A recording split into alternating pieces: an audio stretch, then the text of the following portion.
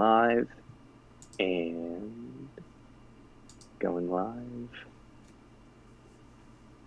And we're live. Hello, everyone, and welcome to the Gravity Max live stream. Today, I am here with my co-host, Sebastian. And how are you doing today? I am doing swell. And yourself? I am also doing nice. Yeah, just, It's a busy. good day. It's very hot. I've heard it's very hot for the both of us. We're coming in at a smooth, 94 earlier in the day. Yeah, let's see. I'll pull it up. I'll Yeesh. pull up the temperature. It is absolutely sweltering, folks. Yeah, I guess it's a heat wave across the eastern seaboard. It's only 87 here, so, and let's see. Oh, it says now, feels like 98 though, according to the Weather Channel, feels like, and that's just because it's really humid. Yeah, I had to drive. The steering wheel was horrible. And then my dad starts telling a story about how when he lived in Arizona, you have to put the heat shield up or else you'll literally die. He told this story of how he went without it for a summer, and his rear view mirror that's attached to the top of your car by industrial glue. The glue melted off. And so he comes into his car with his rear view mirror melted on his dashboard. He's like, what is happening? That is hilarious. Yeah. Cars are not built for Arizona. They aren't. That is very interesting. Yeah. But yeah, happy Father's Day to all. Oh yeah. To all the fathers out there. Yeah. Enjoy the Sunday. Get some good barbecuing in. Some that's the dad thing. Yeah, grilling. Get some good grilling in. But yeah, let's get started with the plugs. Visit the Gravity Max website at gravitymaxmedia.com. We got a lot of things there. It's good. Also follow Gravity Max on social media. That's where you can get all your updates about anything Gravity Max related. Links in the description. And then after that, also follow Sebastian on social media, on Instagram and on YouTube, 128 seconds. Links in the description. He makes quick educational videos, each 2 minutes long, that are the shorter counterpart of these live streams for the busy person on the go. Very good resource to get some information on a ton of different topics. And finally, A Somewhat Odd Start, my third book on Amazon. It's a sequel to the first two, and it's good. So if you like sci-fi, you should read it. And here we are. Today's episode, Who Wants to Be a Millionaire? Sebastian, do you want to be a millionaire? I do want to be a millionaire. I want to be a millionaire very badly. In fact, I'm very close to being a millionaire. I'm closer to being a millionaire than Jeff Bezos, actually. Wow. Yeah. If you think about it, but I right? am. I wanna hit that milli. I've been working on a lot of projects. I've been mowing a lot of lawns. I just gotta mow just a few more lawns, and I'll be there. Nice. So you can be sure that I'll be all over the state of Connecticut mowing every single patch of grass. Mows the entire state. Yep. No one mows lawns better than me. That is one way.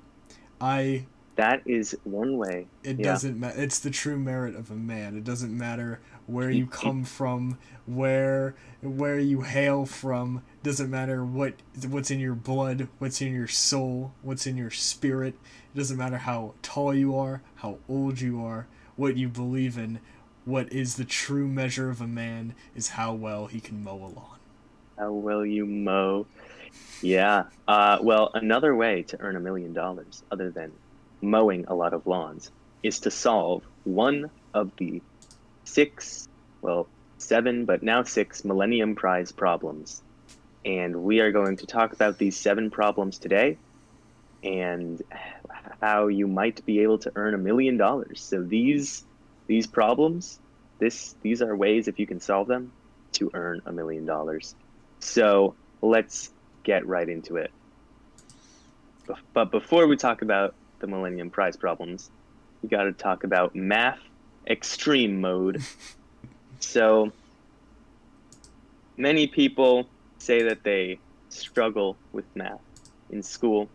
Maybe it's not their best subject. All right, that's fair enough. But even some people that are very good at math will eventually hit a roadblock. And even the very best of all mathematicians worldwide have, on occasion, hit roadblocks. Actually, there are probably numerous. There are many, many different roadblocks where a problem is just so difficult that one mathematician can't figure it out, another has a crack at it, they can't figure it out either. And as it gets around that this is a very hard problem, eventually everyone just sort of recognizes it as a very difficult problem, and different people try to solve it, try to make proofs, but sometimes they'll do it wrong. That's embarrassing. But once eventually someone does solve it, that is also very rewarding. And so it can take a very long time.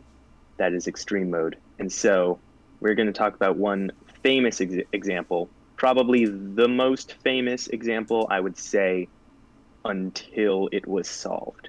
And that is Fermat's last theorem, also known as Fermat's last conjecture. But basically, this is a theorem that says a to the power of n plus b to the power of n equals c to the power of n. That equation only has solutions when n is less than or equal to 2. And a solution also has to have certain parameters on it. So a solution has to be a positive integer. So 1, 2, 3, 4, etc. No fractions, no negative numbers, not 0. It has to be a whole number. So an example solution to Fermat's equation would be 3 plus 4 equals 7, because 3 to the 1 plus 4 to the 1 equals 7 to the 1, which is a solution to this equation for n equals 1, right? That's acceptable. Another acceptable solution, 3 squared plus 4 squared equals 5 squared, because 9 plus 16 equals 25. And that is a solution for n equals 2. However, if you try to find a solution for n equals 3, which would be a sum of cubes that equals another cube, it's impossible. You can't find it. That was Fermat's theorem. He said he had this book called Arithmetica, which was written by a Greek mathematician called Diophantus in the year 1637. He just scrawled in his notes in the margin, he said, "Oh, I have this theorem." And then he wrote down the theorem.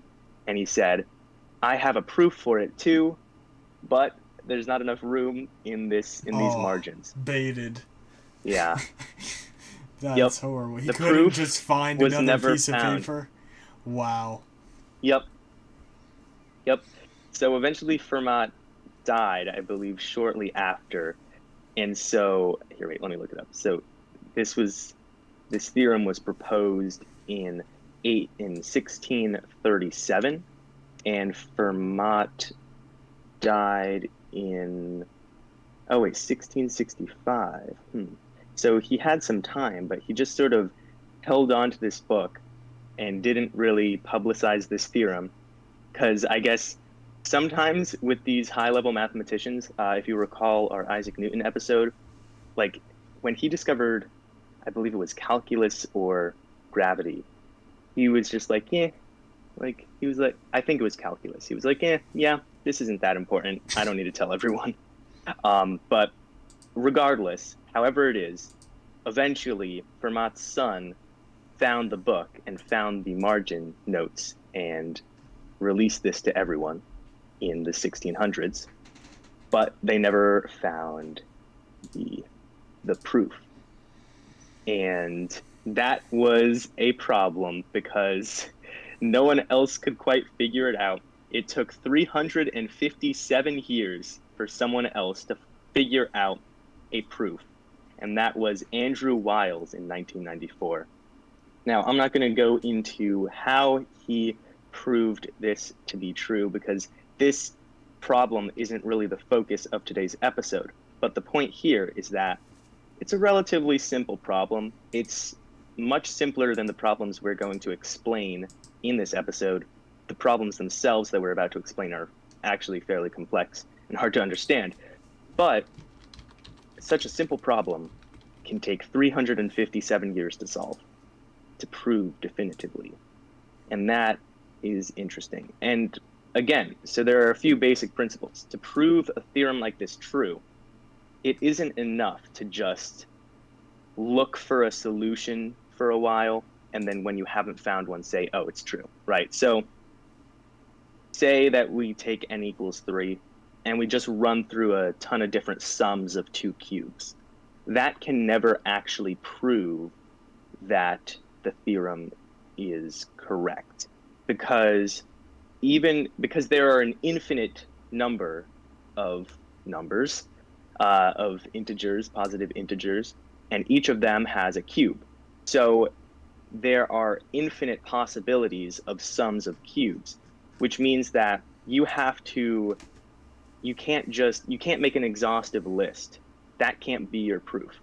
You could do something, a proof by contradiction, and the way to do that would be if you did somehow find 2 cubes that added up to a third cube, then you could say, here you go, Fermat is wrong. But to prove Fermat right is so much more difficult because you actually have to do some more complex thinking and analysis to show that there aren't any cases. It's a lot easier to prove that there is a case because you just find it and then show it. But to prove that there aren't any cases is difficult because you have to, as I said, you have to prove that every single case doesn't work. So, yeah, there you go. Fermat's last theorem. But it was solved in 1994, so there's a little math fact for you. With yeah, go ahead. With the guy that solved this, Wiles, right? He didn't actually, he figured out that it would be the equation has no solutions for integers for n greater than or equal to 3, and previously it was just over 2, right? So he proved in some way that you could do it with the cubes. Oh no! This is the same thing. It's just stated differently. So no solutions for n is greater than or equal to 3. Okay, yeah, no solutions is the same for that. as n greater than 2, because n also has to be a positive integer here.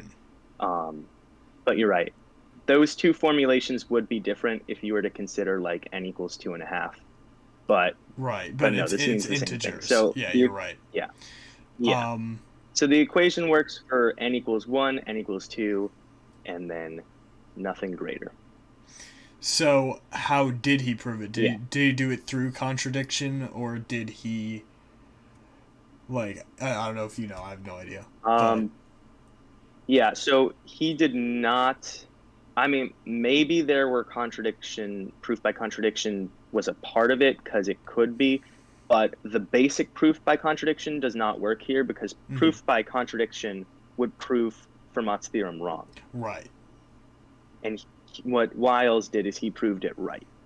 And so the way to, again, proof by contradiction for Fermat's last theorem would be to say, this isn't true, but if you were to point to, 3 cubed plus 4 cubed equals 5 cubed, which is not true, but if you could point to that and say, there you go, that proves Fermat's theorem wrong, because that's an example that goes against it.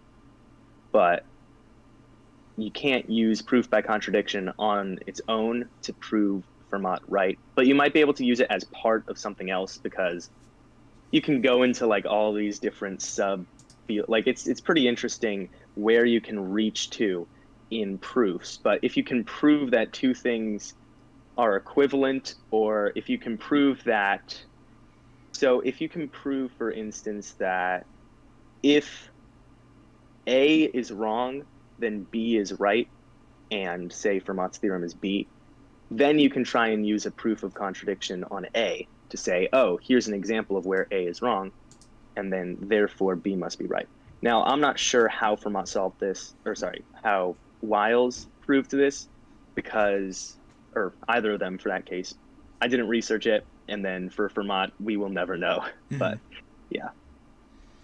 But so now we're going to shift focus to the Millennium Prize problems, which the majority of the research for this episode was a lot of research on this. So the Millennium Prize problems. We begin with the Clay Mathematics Institute.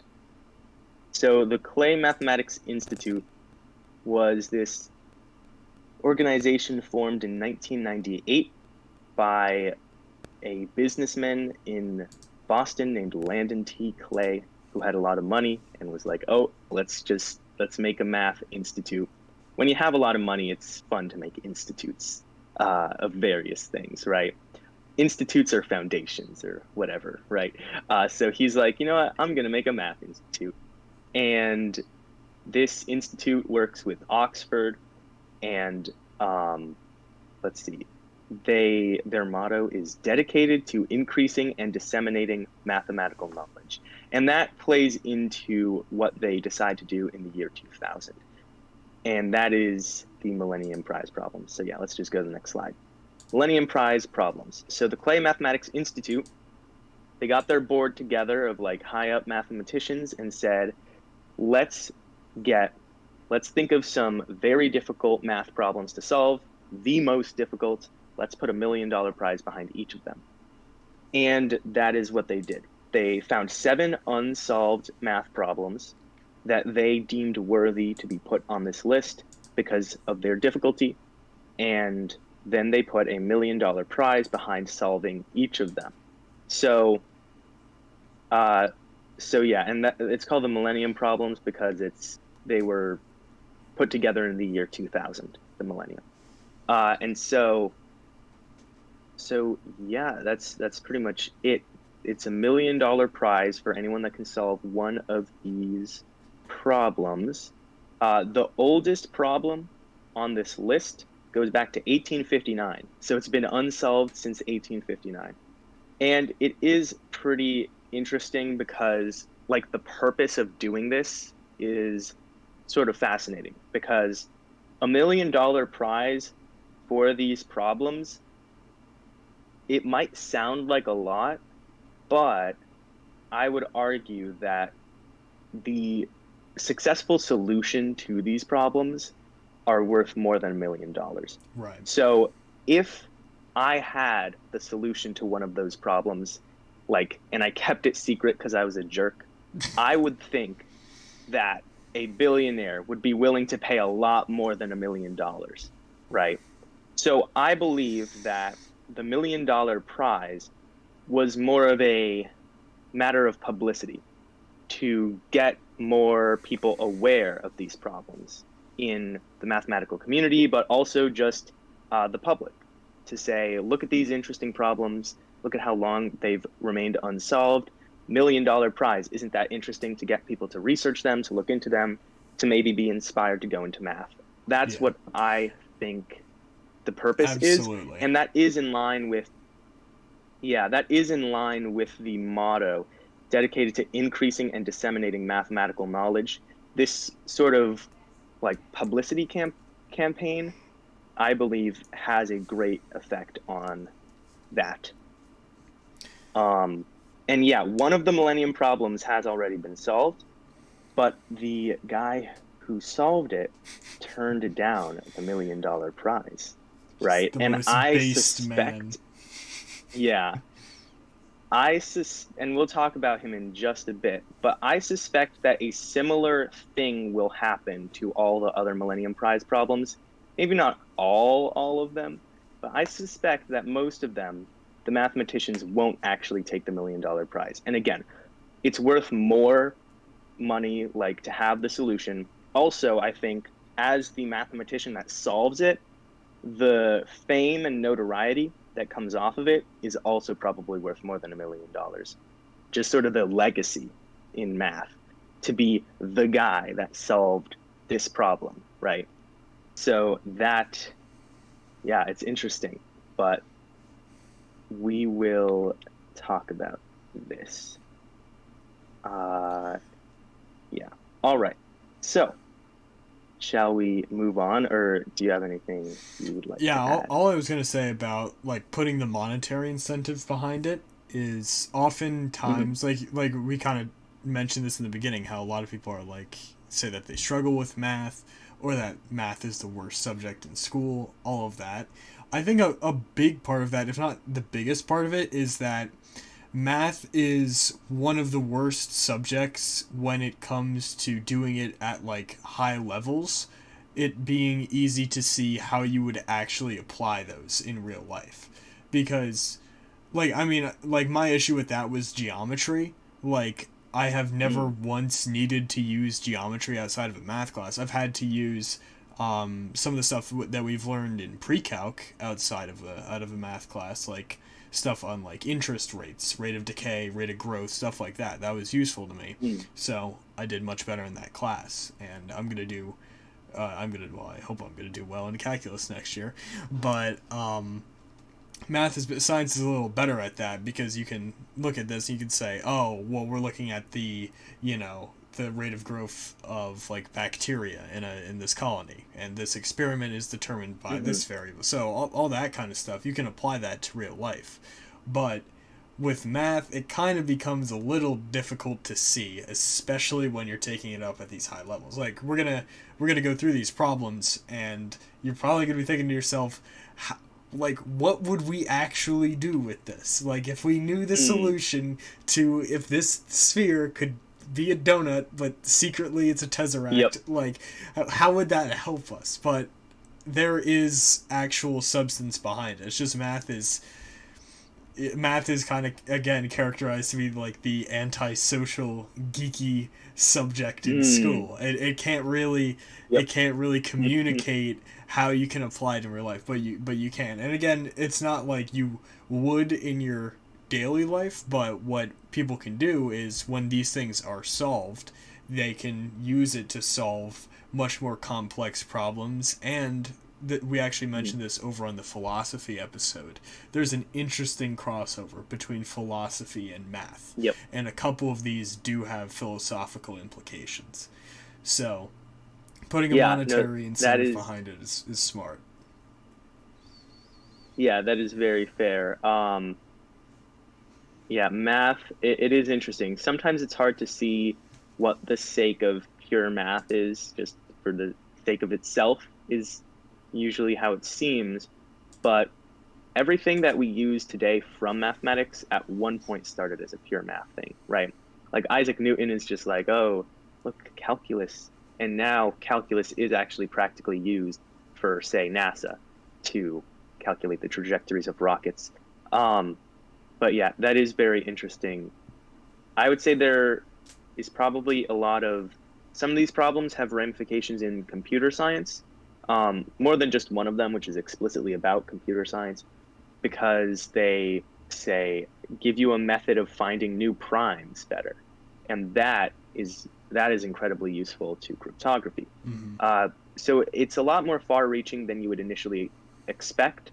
But also another important thing is that in solving these problems, we will develop new mathematical techniques that can be used in other spaces as well. So that's, again, to go back to calculus, Newton only really looked at calculus because he cared about gravity. He didn't actually care about, he invented calculus as a means to an end.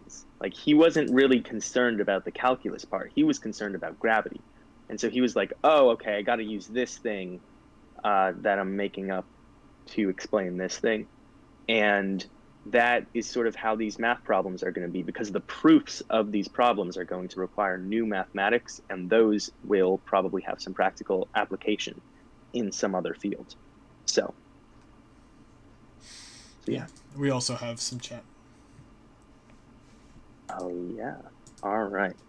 Chat says, Barry Rudin, can't wait to watch this very interesting and intellectual episode. Thank you. Yeah, it's going to be a good one. All right. It gets crazy. Yep. Buckle in, buckle up, even, as people say. But it's going to get crazy. It's a wild ride. We're taking you through 4 different dimensions. I think that's what it goes up to, right? We're not stepping into any further ones. I think... But it's going to be... It's debatable. Yeah, I mean... It's kind of confusing. Like, dude, I remember I had to give a presentation on, like, string theory, and...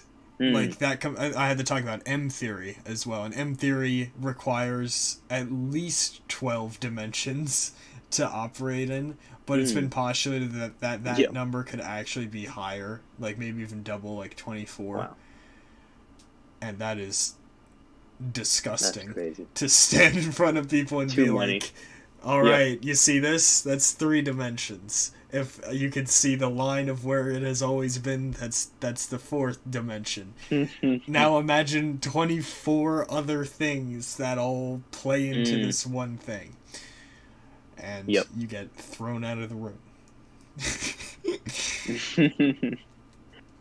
But... Yep, exactly. It's going to get crazy. But you're still in the room in the 4th dimension because you were once in the room. Anyway. First problem, the Poincaré conjecture.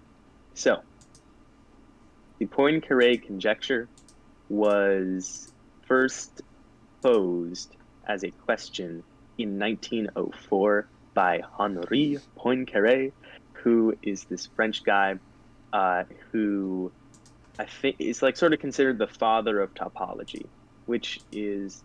I'll explain it in a second. But it's this field of math called topology. That is the domain that this question is in. And Henri Poincaré was a very important figure in topology. And it was originally posed as a question, not really a conjecture. So it was him asking something, right? But the way that the problem is posed is as a conjecture. So true or false, you have to prove whether this is true or false. And this has already been solved, but the conjecture goes, every simply connected closed 3-manifold is homeomorphic to the 3-sphere. That is the quote, and we will break it down in a moment. But back to topology. So topology is sometimes described as geometry without distances, and that is basically because topology concerns surfaces of shapes, and it allows those surfaces to be infinitely stretchy. So if you have a sphere, you can stretch it out into a cylinder, or you can, squash the sides into a cube. You can do whatever you want as long as you don't poke a hole in it or rip it or, paste 2 pieces together. So that is what topology thinks about. It's these transformations of shapes without doing one of those things. So you can stretch as much as you want. So back to the conjecture. Every simply connected closed 3-manifold is homeomorphic to the 3-sphere. So first, let's explain homeomorphic, because I essentially just explained it. A homeomorphism, a transformation that is homeomorphic, is one that I just described. It's stretchy, but no tearing, no holes, nothing like that. So if one thing is homeomorphic to another thing, that means that you can go between them by just doing these stretchy transformations without creating any holes or tears or anything like that. So what this conjecture is stating is that every instance, every possible simply connected closed 3-manifold is homeomorphic to the 3-sphere. So you can stretch every simply connected closed 3-manifold into a 3-sphere. So that breaks it down a little bit. Now let's break it down even more. The 3-sphere. What is the 3-sphere? So contrary to what you might expect, the three sphere is a four-dimensional sphere. And that may sound foolish, and you might ask yourself, like, what? Why? And the answer to that is that topology is concerned with surfaces. So if you look at a regular sphere, which topologists would call a two-sphere, like a ball in 3 dimensions, but, something that you could pick up, okay? That's what we're talking about right now.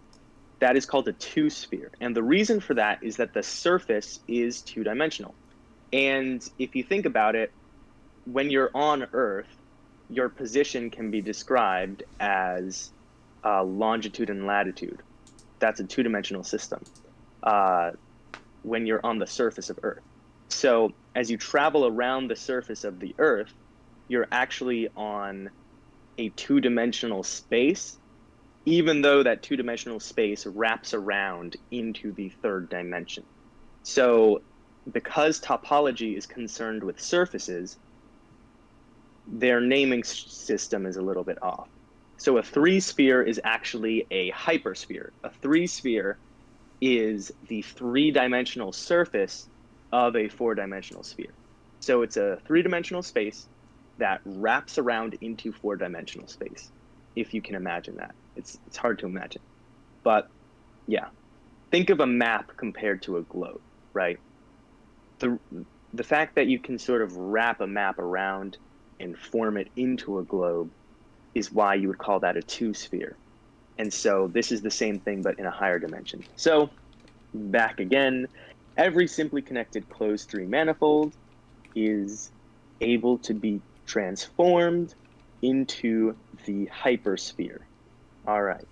So now let's explain what a three-manifold is. A three-manifold is a three-dimensional space that locally resembles three-dimensional Euclidean space. And now what that means is that, and let's go into 2 dimensions again. A two-dimensional Euclidean space is just the flat plane. So a graph like X and Y that just go on forever, but it's perfectly flat. If you look at a two-sphere, that is an example of a two-manifold, because if you zoom in close enough, you can get what looks like a flat surface. That's why you have all the people saying that the Earth is flat, because we're so close to it and so small compared to it that it kind of looks flat, right? Depending on your perspective, it like looks flat, but it's not actually flat. That makes the Earth a two-manifold, because locally it is indistinguishable from two-dimensional Euclidean space. And so a three-manifold is the same concept, but in 3 dimensions. So it's a three-dimensional space where you can go forward, back, left, right, up, and down. But if you walk far enough, eventually you'll get weird properties, like you can loop back around on yourself.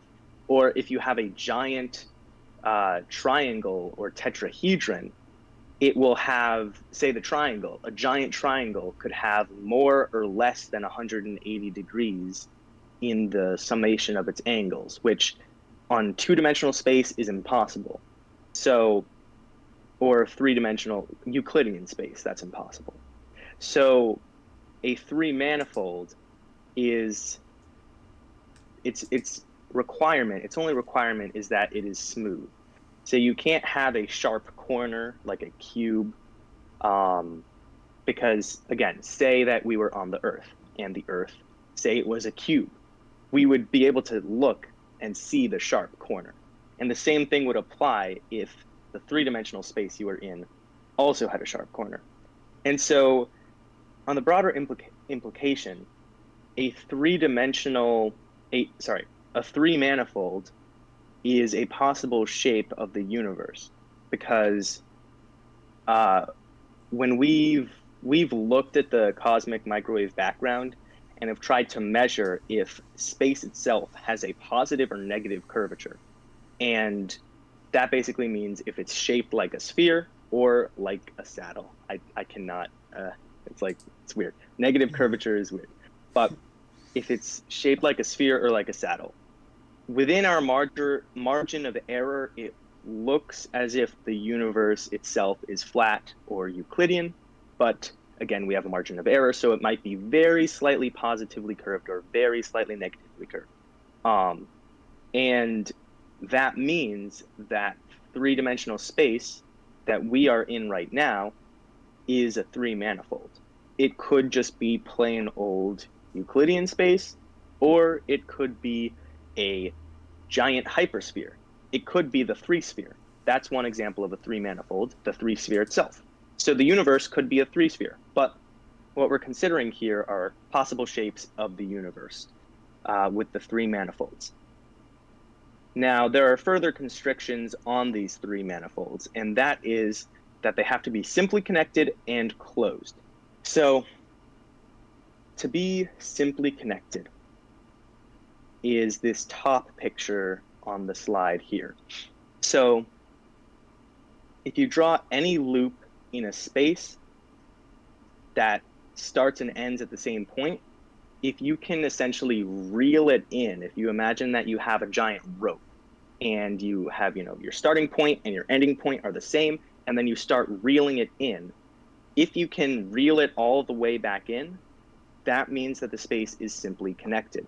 If it gets caught on something and it's impossible to reel it in any further, that means that your space is not simply connected. So an example of a space that is not simply connected would be a torus or a donut. The toroidal shape has one hole in the middle of it, as you can see on the bottom left. And if you had a loop that went around, into the hole and then out of the hole and around there, like around the donut, there is no way to contract that loop. There's no way to pull it in to a single point like you can for the sphere just above it. So the torus is not simply connected. And because the torus is not simply connected, it actually means that it is impossible to transform the torus into the sphere via a homeomorphism. So spheres and toruses in three dimensions, but two-dimensional surfaces, the two sphere and the two torus are not homeomorphic. So that is sort of related to the Poincare conjecture, but another requirement for the three manifold is that it has to be closed. And what that means is that it has to be without boundary and compact. So if you are going around the Earth, you can perform a circumnavigation. You can perform many circumnavigations, and you will never find an edge. You will never find, like in those old paintings where the ship would fall off of the world. Not going to happen. There's no edge to the Earth. You can go around and around and around as many times as you want, and you'll just keep going. You'll never find a boundary. So that is one requirement to make Earth a closed space. No boundary. Another example of a closed space would be the Euclidean two-dimensional space or the Euclidean three-dimensional space, because you can go forever and ever this isn't closed. This is without boundary. I apologize. You can go forever and forever and forever, and that you'll never find a boundary. However, where the sphere differs from the plane is that the sphere is compact, whereas the plane is not. And so what that means is that a sphere has a finite dimension. The Earth is 6,371 kilometers in radius. We know that exactly. But a two-dimensional Euclidean plane is infinite, so it is not compact. And so since the Earth is both,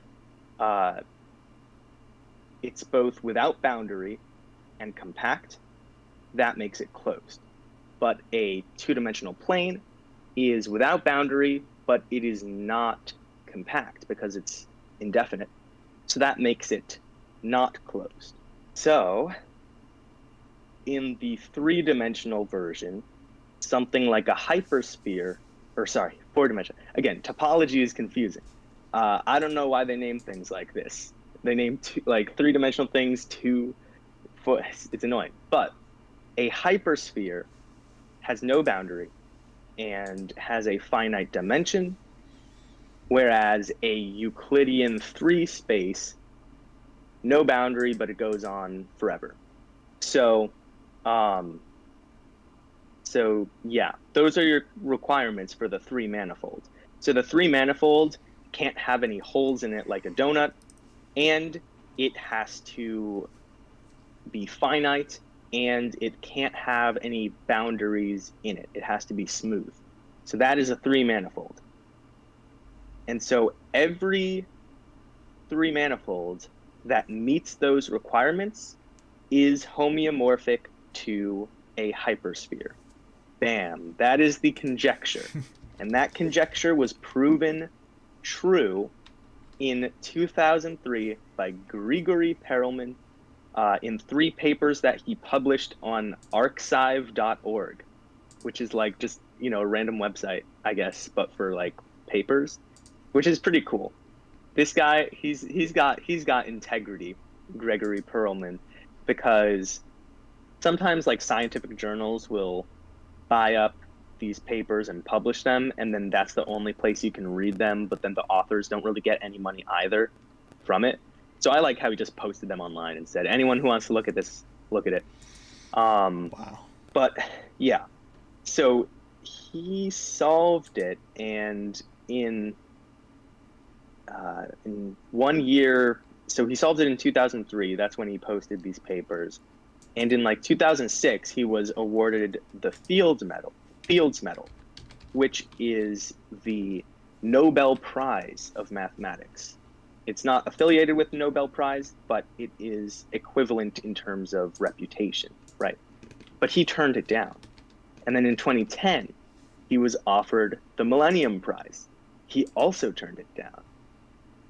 So it's like, why would he do that is the question. And he's a bit reclusive, but the answer is essentially that he did not believe that it was fair that he got all the credit, because there was this other guy that came before him, Richard Hamilton, who also did a lot of work on the project, and Perelman thought that he didn't deserve the awards for solving it. He thought that Hamilton made at least as much of a contribution. So let's see. Here's a quote from Perelman. So he considered the decision of the Clay Institute unfair for not sharing the prize with Richard S. Hamilton, and stated that, quote, "The main reason is my disagreement with the organized mathematical community. I don't like their decisions. I consider them unjust." So that's why he turned down the money. Most based and if you're wondering, Yep, exactly. And if you're wondering where that money went, the Clay Institute decided, okay, we'll just give it to the Poincaré chair and the Institut Henri Poincaré. So it's like this institute. It's another, they gave it from one institute to another. I don't know that much about the Institute of Henri Poincaré, but I mean, it's named after that mathematician who was very important, and I presume that they also do stuff in the mathematical community. And Poincaré was the one who first essentially asked this question, so it makes sense to give it to him. But let's get into how this was actually solved. So this is also complicated, but it is explainable. So let's see. Okay. So there is this method called Ricci flow, spelled R-I-C-C-I, Ricci flow, that is useful in solving topological problems. And the reason it's useful is that it's sort of an automated homeomorphism, because you can think of like manually stretching things and contracting them, but Ricci flow is like a computer algorithm that you can run on a topological shape to transform it according to certain rules. And interestingly, these rules are actually similar to the heat equation, and that the heat equation is about temperatures reaching equilibrium. So if you have like a room filled with air, and one pocket of air is much hotter than the other, then that heat will disperse into the air according to the heat equation, which is this, it's like a set of differential equations that determine the rate at which the heat evens out. And Ricci flow does the same thing, but for curvature. So I mentioned there's positive and negative curvature. Negative curvature is like a saddle shape, and positive curvature is like a spherical shape. And a sphere or a hypersphere is a shape that has a constant amount of curvature. Curvature is constant on a sphere. It's slightly positive. It's a constant slight positive. And what that means is that if you sort of balance out the curvatures like you're balancing out heat according to the heat equation, that should give you a sphere. Your only possible result should be a sphere. And so this is as opposed to, again, if we look at the torus, if you look at the inside of the torus, that is negative curvature, and the outside is positive curvature. So the torus is not consistently curved, but the sphere is. And so on the bottom right here, we have an example of Ricci flow from left to right in 2 dimensions. And so what the algorithm actually does is it looks at a place where there is negative curvature and says, let's expand this. Let's inflate this like a balloon, right? Imagine that these shapes are balloons. The Ricci flow will take a space of negative curvature and will expand it out. And it'll take a space of positive curvature and contract it. And that does slowly transform a shape into a sphere. Again, look at the figure on the left and then the figure on the right. So in 2 dimensions, Ricci flow works quite well. It will always get you to a sphere. If you have, of course, a simply connected, closed 2 manifold, right? Which is the same thing as the simply connected, closed 3 manifold that I explained just a little while ago, except in 2 dimensions. So it works in 2 dimensions. However, the problem is that in 3 dimensions, you can actually get caught on singularities.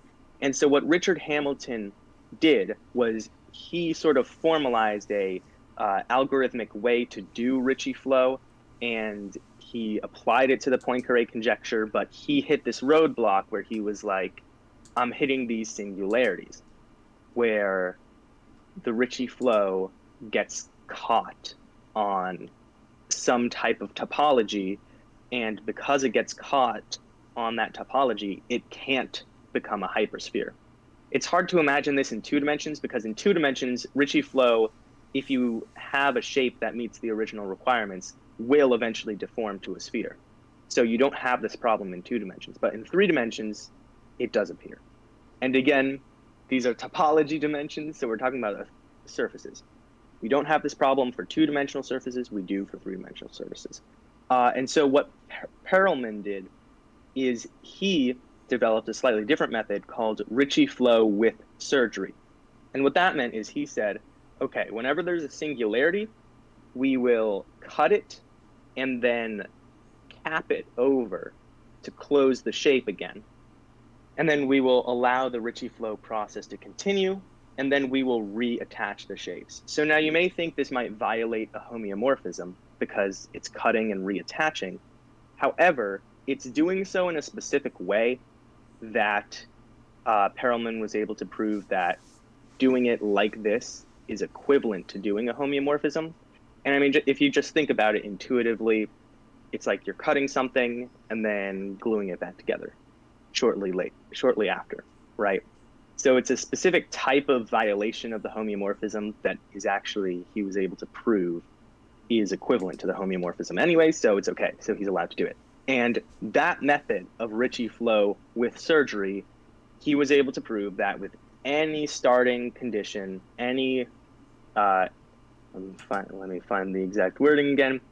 Any simply connected closed three-manifold through Ricci flow with surgery is indeed homeomorphic to the three-sphere. There we go. That's what Grigory Perelman did to solve the problem. That's how he won, but then turned down a Fields Medal and a Millennium Prize. So, yeah, very complicated. Do you have any questions about this that I can explain? I have a million questions mainly about what was Poincaré smoking, what was Gregory Perelman's like quest to find what Poincaré was smoking, but really what I wanted to throw in here was like why this is important, because if you think about it, like just seeing like that sentence on paper, like what the conjecture is, like, you know, every simply connected closed three minute what, like you would be like, okay, awesome, dude, aces, I'll take your word for it. Why would I care about all that? And really what I saw while I was like looking at research on this is that it kind of makes a clearer bridge between topology and other forms of math like algebra and stuff like that.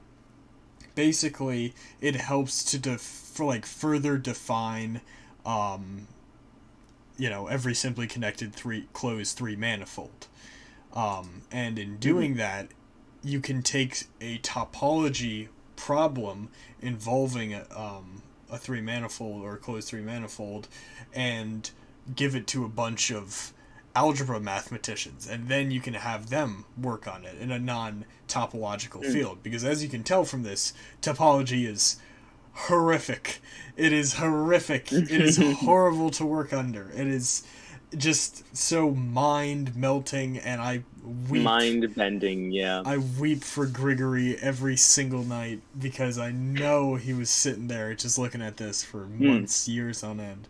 But thing is that basically, because this was solved, we're now able to further define everything involved in this problem, which is a lot of things when you think about how many closed manifolds there are. So you can now translate that to a non-god-awful field of mathematics, which is, I would say that is very valuable. Extremely valuable. Yeah, it just cuts down that on is time. very valuable.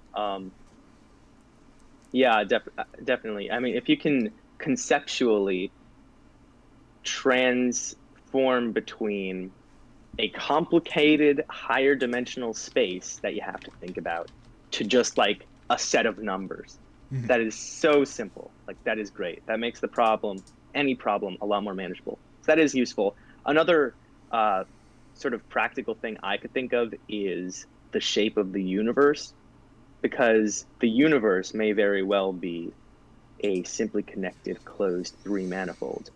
And so this gives us further, I don't know what information, but it gives us further knowledge about a possible shape of the universe, which I think is pretty interesting. That would be like more cosmology.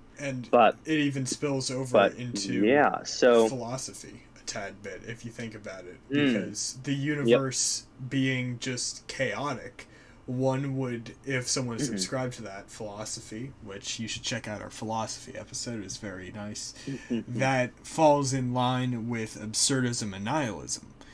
That the universe is just, you know, pure chaos and has no rhyme or reason to it. If it turned out that scientists were able to figure out that, hey, the universe is actually a closed three manifold, and then we have the Poincaré conjecture solved, which we do, we say it can be, it's transcribable to the three sphere. Bim, bam, boom. It's not that chaotic after all. You have a three sphere universe, which is nice to think about, I guess. You know, a little comforting. Hey, look at us all in a hypersphere. Yeah. It's nice. But I definitely like the three sphere universe. because Yeah. we're already used to living in a spherical world. Yeah, You know, absolutely. we're used to the two-sphere world. Let's enter the three-sphere world, right? And I will add, if you have in the comments, anyone watching, if you have any questions, feel free to leave those questions in the chat and we will answer them. But yeah, continue, Sebastian. Yeah, so with the philosophical implications of it alone, this would be big because, like I said, we already have like the one out of the two required steps for that solved because we have solved this. If we Mm-hmm. find out that the universe is a closed manifold, boom, you got it immediately, and then you Yep. have disproved two entire, like three, arguably entire schools of philosophy, which is interesting to say the least. But Mm-hmm.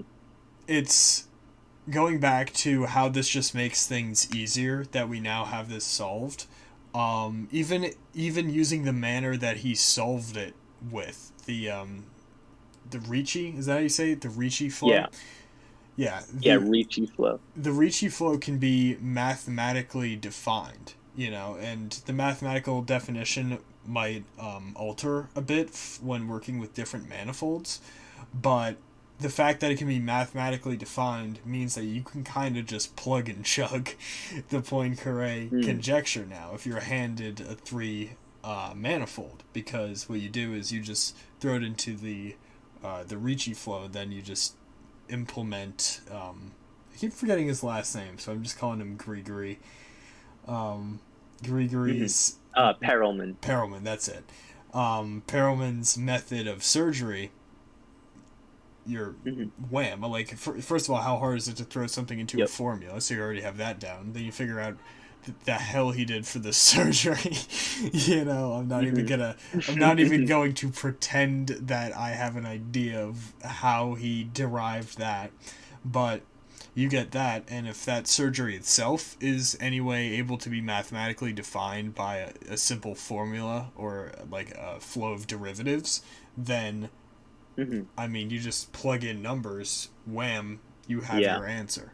And it's able to be translated because you now simply have an equation.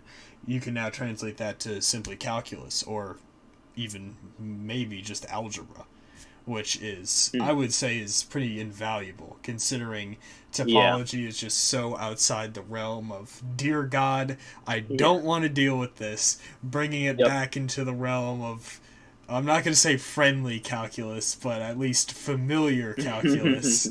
Familiar calculus and friendly algebra. It's a lot Yep. easier. It's a lot better. So the Yep. solution to this is really, Definitely. it's very valuable. Yep. Yeah. Uh, so let's see. So yeah, so now we move into some unsolved, uncharted waters. These are some unsolved problems. This one's good. I love still this open. one. $6 million here. Yeah. Yeah, I really like this one. This next one, this first one that we can do. So let's just get right into it. The P versus NP problem. So this is a computer science problem, and it was posed in 1971 by Stephen Cook in his paper titled "The Complexity of Theorem Proving Procedures." And so that gives you sort of an idea right there. Theorem proving procedures. This is about algorithms in computer science that solve problems and algorithms that verify solutions to problems.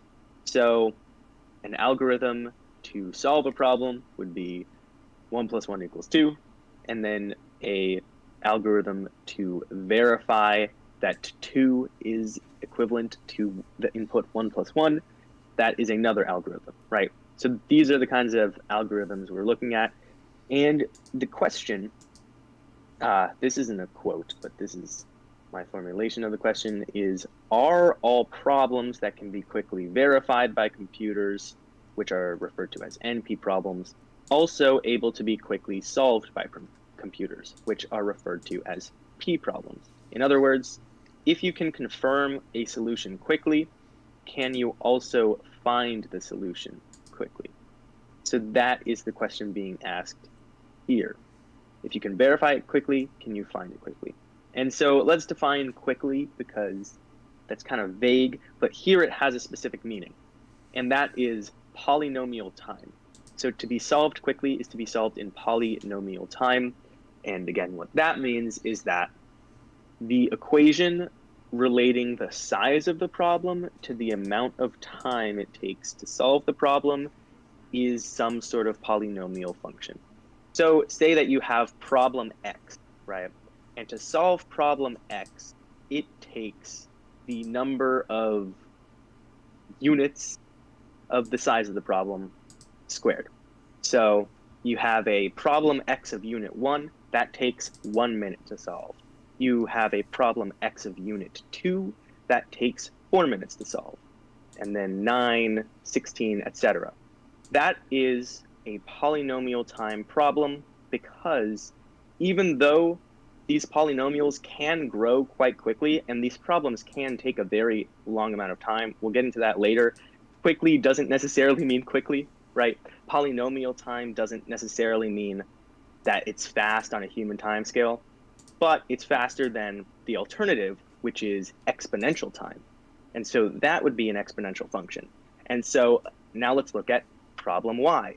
So problem Y, running on exponential time, say that it is 2 to the power of the number of units in the problem. So a problem of unit 1 would take 2 minutes to solve.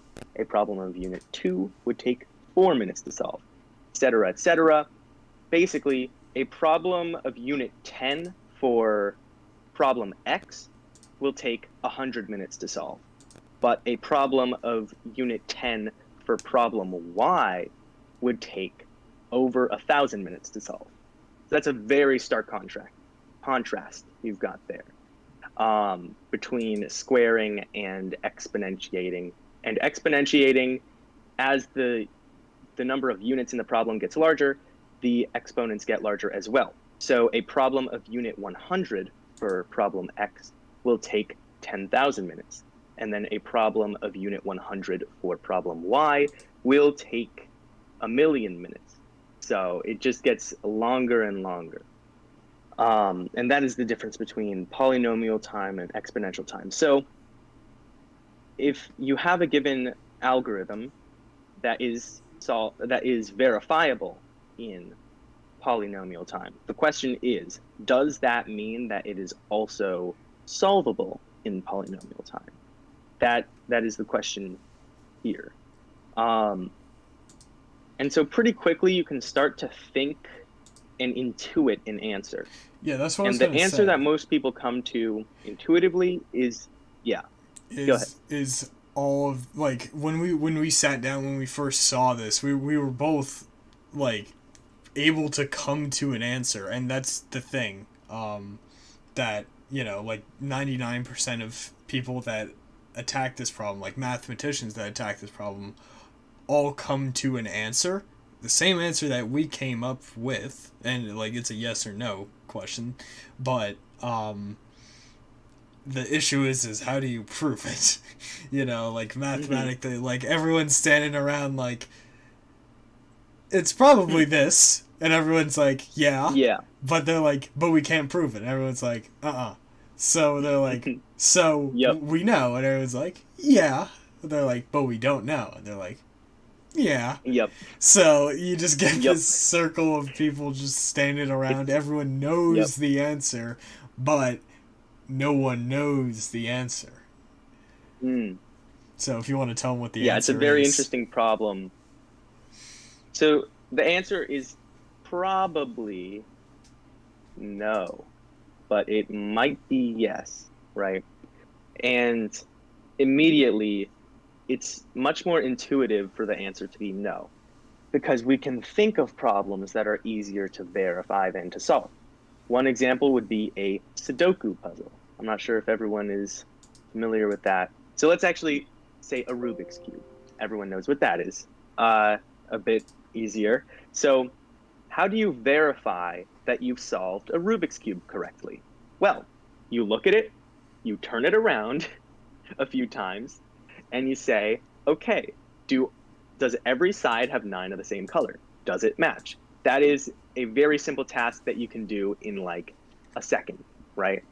But then, can you solve a Rubik's Cube quickly? And unless, I think the record is like a few seconds as well, but for the average person, the average layman, it would take them many minutes, even if you taught them the algorithm. And it's a much more complicated algorithm than spin it around and look to see if all the colors match. So intuitively, we have examples of problems that are harder to solve than to verify. I'm also going to use Sudoku example. So if you don't know it, you don't know it, but you knew Rubik's Cube. So in a Sudoku puzzle, to verify the solution is very simple. You just go line by line and make sure that none of the numbers match, that you don't have any repeats. And then you go square by square and make sure you don't have any repeats. That's quick. That only takes you a few seconds. But to actually solve a Sudoku puzzle can take you many minutes because they are difficult puzzles to solve. So intuitively, we think that problems, that there are many of them that are easier to verify than to solve. However, that may not be the case. And the reason we use Sudoku as an example is that there are Sudoku solving algorithms for computers. And the algorithms to solve a Sudoku puzzle run on exponential time, whereas the algorithms to verify that you did it correctly run on polynomial time. And so you may think, okay, there's your solution, right? We found a counterexample. Sudoku puzzles can't be solved in polynomial time. Therefore, the solution must be no. But we haven't proved that you can't make a better algorithm.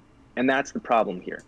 While we do have examples of algorithms that can be verified in polynomial time, but can only be solved in exponential time, the problem is that we haven't proven for any of them that exponential time is the best you can do. It's just that we haven't found anything better yet.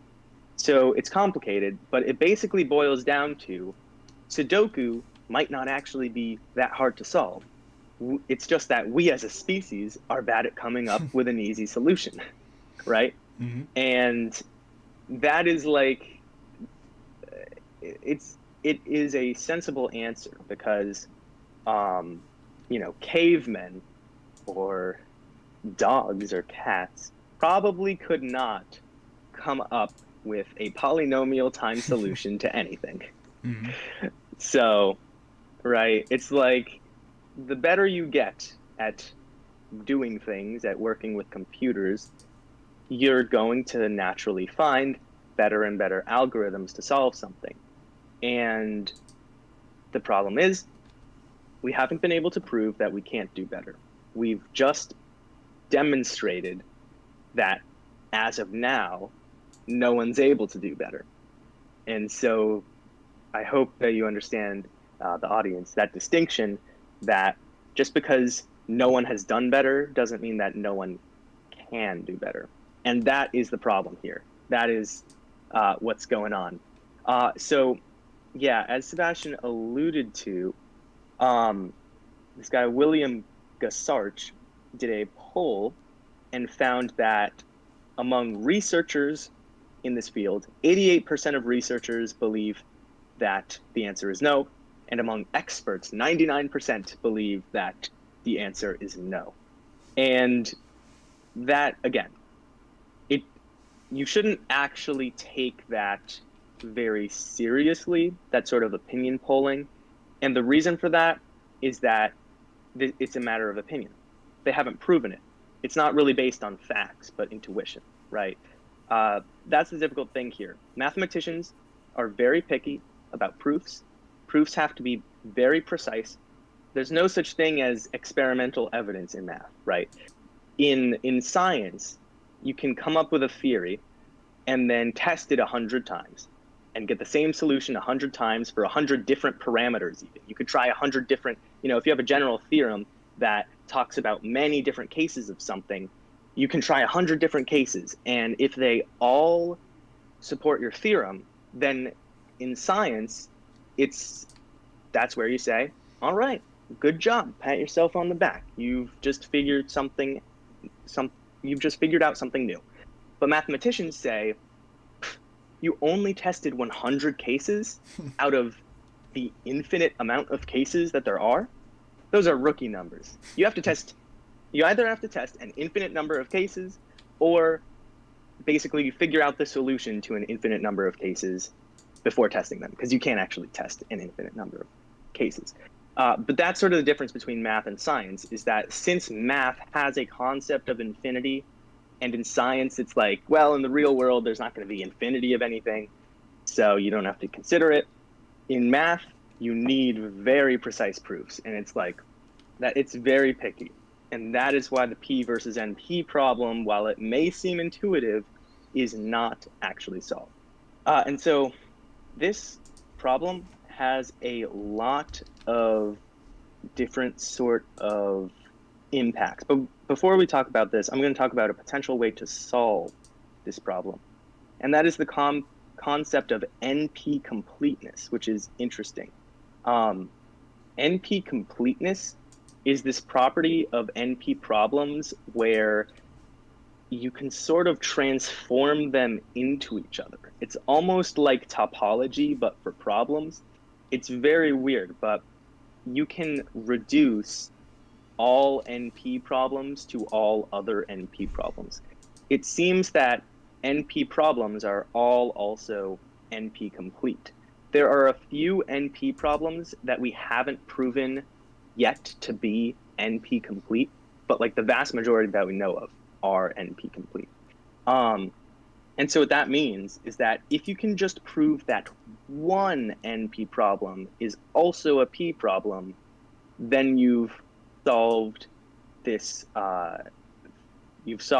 problem, yes. So this is interesting because with a proof by contradiction, it's generally sort of one-sided, right? So the P versus NP problem, you may think, okay, all I need to do is find a counterexample where an NP problem isn't also a P problem, and bam, I've solved it. And that is true, but interestingly, the reverse is also true. If you find one NP problem that is also a P problem, you've also essentially proven that the answer is yes. Because since you can transform the NP problems into each other, when you find the solution to one NP problem, then you can just transform all the others into that one NP problem, and bam, you have solutions to all of them that can be done in polynomial time, which is very, very lovely, right? But yeah, let's go to some implications here. And these are interesting. So another reason that most people assume the answer to be no is that if the answer is yes to the NP problem, there's like a lot of crazy things you can do, like practical things that it would be like a revolution. And so the first is cryptology, right? And think about this simply. If you type in a password, how easy is it for the computer to verify that, yes, this is the correct password, right? You've got say it's a PIN code for a iPhone, right? You open the PIN code and the computer just says, he's going to input 4 numbers, and if they're correct, I open the phone. Done like that. However, so that's an NP problem. It's polynomial time. It's simple to check. The longer the passcode, the longer it'll take to check, but it'll be according to a polynomial. However, if all NP problems are also P problems, then that means that verifying the passcode in polynomial time is you can also solve the passcode in polynomial time. And so if the P versus NP problem is answered yes, then you can crack every passcode that we currently have, because you'll have an algorithm that can be solved in polynomial time that can crack it. Right now, all of the algorithms for cracking passwords that are brute force are exponential time. And so that's why we're happy with our passwords, because if you have like a 12-digit password and it's like not just digits, but like numbers and special characters too, I mean, there's no way anyone's getting into that just by guessing, because it would take an incredible amount of time to figure that out because it's exponential time. And so if P equals NP, then modern cryptology has to be very much changed. So there you go. Next is mathematics. And I think this is a pretty interesting one, is that you can use a computer algorithm to verify a proof. So if P equals NP, then you can use a computer algorithm to solve a proof in the first place, to generate new proofs, and possibly even proofs to the other Millennium Prize problems, which is very, very interesting and meta. But think about it, right? The Poincaré conjecture, already solved. Think about how easy it is, now that we've solved it, to verify that the solution is correct. Like, you just read the paper and say, like, looks good. But it was very hard to figure it out because it took 99 years. So if P equals NP, then you can just generate proofs to many different kinds of math problems, including the Millennium Prize problems. So solving the P versus NP problem might not just be a $1 million prize. It might give you a $6 million prize. Because if the answer is yes, and you find that the answer is yes, then you can also essentially solve the rest of the Millennium Prize problems, which is pretty interesting. But again, an answer of yes is kind of OP, if you think about it, right? Mm-hmm. It's kind of OP. So that's another reason why people really think that the answer is no. And so another possibility is that of a non-constructive proof yes. And so this is interesting because, again, I mentioned that polynomial time can still be a very long time, because what if instead of just x squared, it's like 1 trillion times x squared? Even though it grows slowly, it's already started at such a large number. Or say that instead of x squared, it's x to the power of 200. That doesn't even grow slowly. I mean, eventually, over time, the exponential function will always overtake it. Like, the exponential function will eventually overtake any polynomial. That's probably a proof or a theorem or something, but I know that's true. You can find that somewhere. But it doesn't necessarily mean, like, just because exponential time grows faster than polynomial time doesn't mean that polynomial time is easy and that problems solvable in polynomial time are easy to solve. So many scientists believe that even if the answer is yes, it might be a non-constructive yes. So we might be able to solve it in polynomial time, but it might be on the longer side of polynomial time. And that would have many of the same implications as no, but it's like, it would have more implications in that it might mean that eventually we could find some more constructive polynomial time solutions. But again, it's basically just a little like hedge your bets. It's or more of a manage your expectations, because it means that just because we find a yes solution to the P versus NP problem doesn't necessarily mean that all the things I just said are going to become instantly very easy. And so then finally, P not equaling NP can also be useful because it can tell researchers how to prioritize their time. And it tells them not to work on things that they won't be able to solve. Like cracking a password, right? If researchers were working on cracking a password, but again, that's not what researchers do, but like if you had a problem that was analogous to cracking a password, right?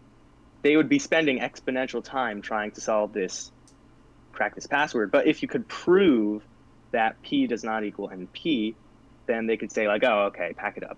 It's not worth our time. Let's go somewhere else. And that implication has already essentially come into effect, because most people already assume that the answer is no, that P does not equal NP. And because of that, it means that 99% of researchers have decided, yeah, let's not waste our time on trying to solve NP problems because we're not going to be able to do it. Probably no. So yeah, there you go. And so now, questions from chat and from Sebastian. What do you have to say, Seb? I think it's so this came out in, you said 1970 something, 1971. Yeah, 1971, and then independently another guy thought of it in 1973. That is very interesting to me because that means that this was created previous or like pre-internet, because internet was early like 80s. So not to say that cryptology didn't exist before the internet. It obviously did with like World War II and all that stuff, but computer cryptology was nowhere near to what it would be. Like there was a point in time where you could just make your computer password, and you wouldn't be too like in danger. But now think about it. Like think about the keys that you're like automatically given. If you sign up to certain websites, they will generate a code for you that's some insane string of letters and numbers that looks like out of some Lovecraftian key smash. But you have to, yeah, like what do you even do with that? Like you have to write it down somewhere, I guess. But it's like, yeah, if you can't copy, but then you're it, also you're like, gone. Isn't the point of a password that you can memorize it? Yeah, exactly. Yeah, exactly. But yeah, it is interesting. Yeah, cryptology was the first thing that came to my mind when I was looking at this. Yeah. Other implications might be like AI, and I haven't, researched this enough about the P versus NP problem because I've only been looking at the Millennium Prize problems for a week. But I guess it's just in general, it like really makes so much in computing so much easier. And I suppose that it could help you create a smarter AI, which that would be fascinating or bad, depending on how it turns out. But just don't give it any nuclear codes, please. That's it. Yeah, just keep it in a box. Keep it in a Faraday cage. That's the best thing to do with an AI. Keep it in a Faraday cage until you can prove that it is benign, right? That's the protocol. But yeah, anything else? No, I think this one is strangely straightforward for the Millennium Prize problems. Yeah. Agreed. All right. I guess let's go to the next one. This next one. The Hodge. This next one is the Hodge conjecture.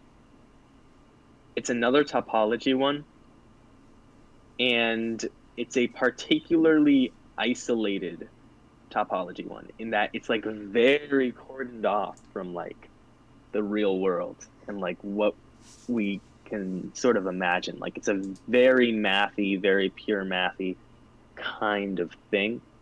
But let's try and explain it anyway.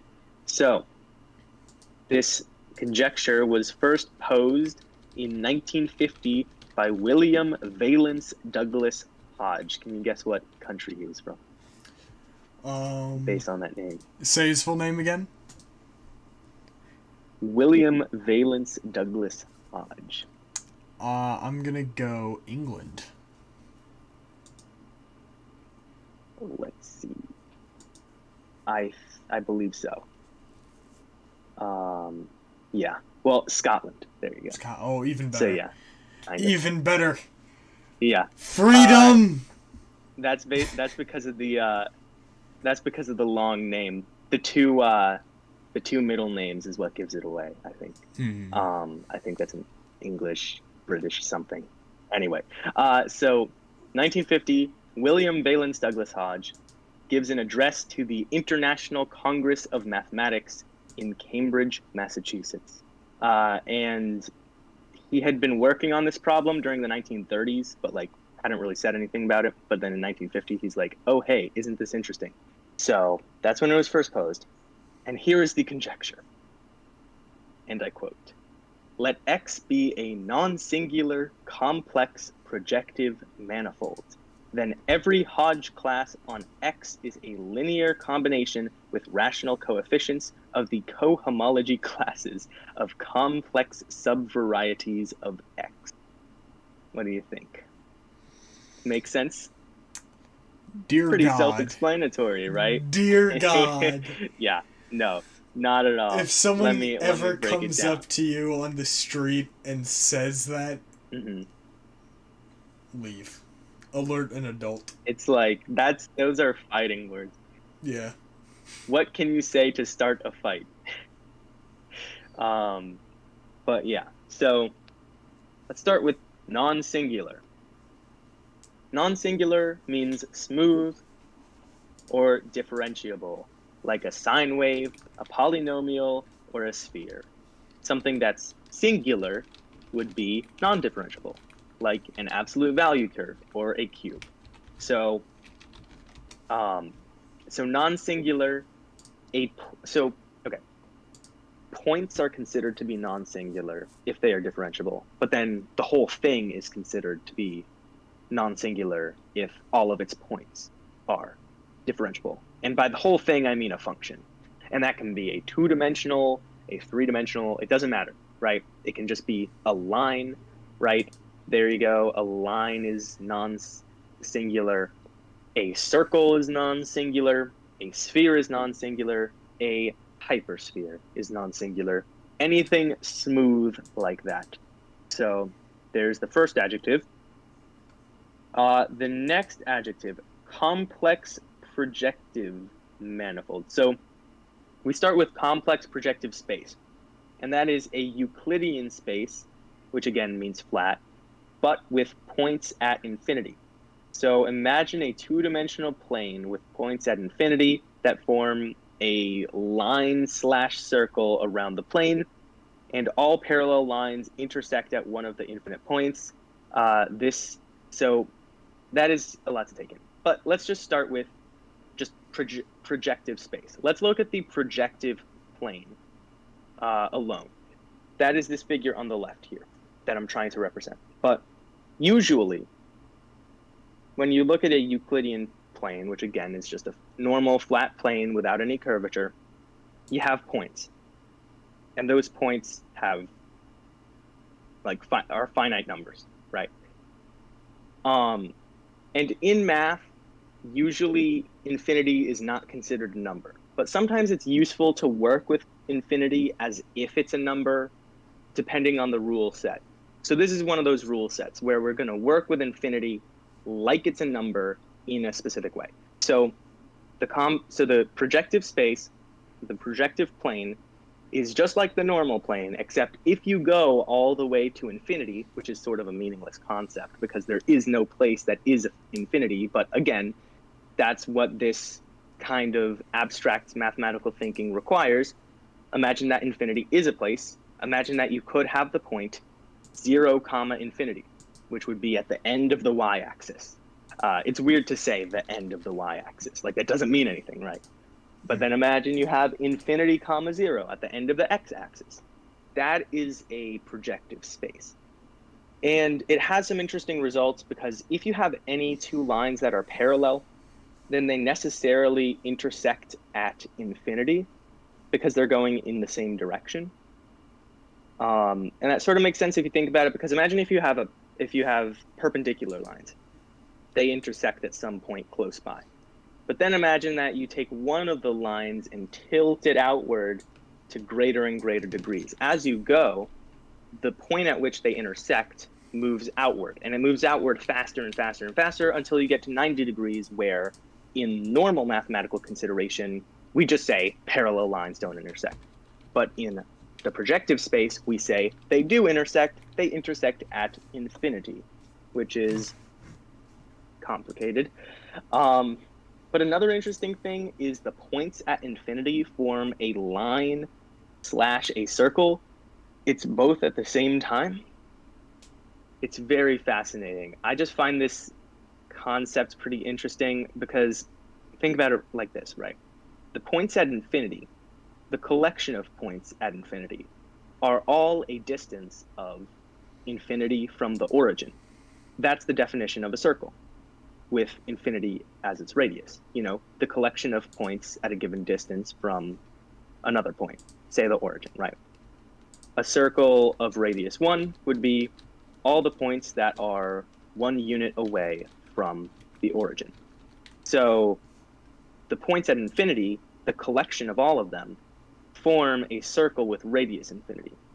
But because the radius of that circle is infinity, it also means that the curvature is 0 at any given point along the line. Like if you zoom in to any given part of the circle actually has 0 curvature, like literally 0 curvature, even though it's a circle. And again, that is why working with infinity is arduous, and that's why infinity is not a number and should not be treated as a number. But sometimes it's useful to think of it as a number. But that's why, just in general Infinity practice, should be not good handled practice. with extreme prejudice. Yes, yeah. Extreme caution. You gotta put a big stamp, like a biohazard logo on any box containing infinity, because infinity is very dangerous. You have to have put on a full hazmat suit. You have to have very precise rules when dealing with infinity. Okay, but anyway, this space that we're describing is a projective space. And the reason it's called a projective space is that it's sort of like if you have it's like there's a flat plane and you're standing above it and you look at the horizon. Because the horizon is the points at infinity, right? Mm-hmm. But anyway, that's not important. What is important is that you have this, projective space. If we think about it, it's actually quite simple. It's just the normal 2D plane, except we're thinking about infinity in a different way. All right. So now let's modify this. Let's make it a complex projective plane. The way to do that is to replace the y-axis and the x-axis with the imaginary axis and the real axis. So instead of doing x and y, now we're just looking at complex numbers. And I imagine everyone here knows what, I should probably explain it. Basically, square root of -1 is I, right? Because there is no number on the number line that you can find that is the square root of -1. Because if you look at a graph that's y equals x squared, the square of any number is positive. So you can't find the square root of a negative number unless you use imaginary numbers. So we assign the square root of -1 to be the imaginary number that we call I. We denote it by the letter I, just like you might denote 3.14, etc., with the symbol pi, or the number 2.7, etc., with the symbol e. I is just another one of those symbols for this imaginary number, square root of -1. And so all of the imaginary numbers are multiples of I, just like how all the real numbers are multiples of 1. Now, complex numbers are numbers that have both a real component and an imaginary component. For instance, 1 plus I, or 2 plus I, or 2 plus 2I. Any number that contains both real and imaginary components is a complex number. And complex numbers, interestingly, can be organized on a two-dimensional plane, just like you might organize ordered pairs of real numbers, right? So you could have on a real plane, you have the xy axis are just two different axes of real numbers, and you could point to the point 1, 2, and that has a precise position on the real plane. Now the complex plane says, instead of two axes of real numbers, we'll do one axis of real numbers and then one perpendicular axis of imaginary numbers. And there, every complex number has a position on the plane. So instead of 1, 2, we could have 1 plus 2i. So there you go.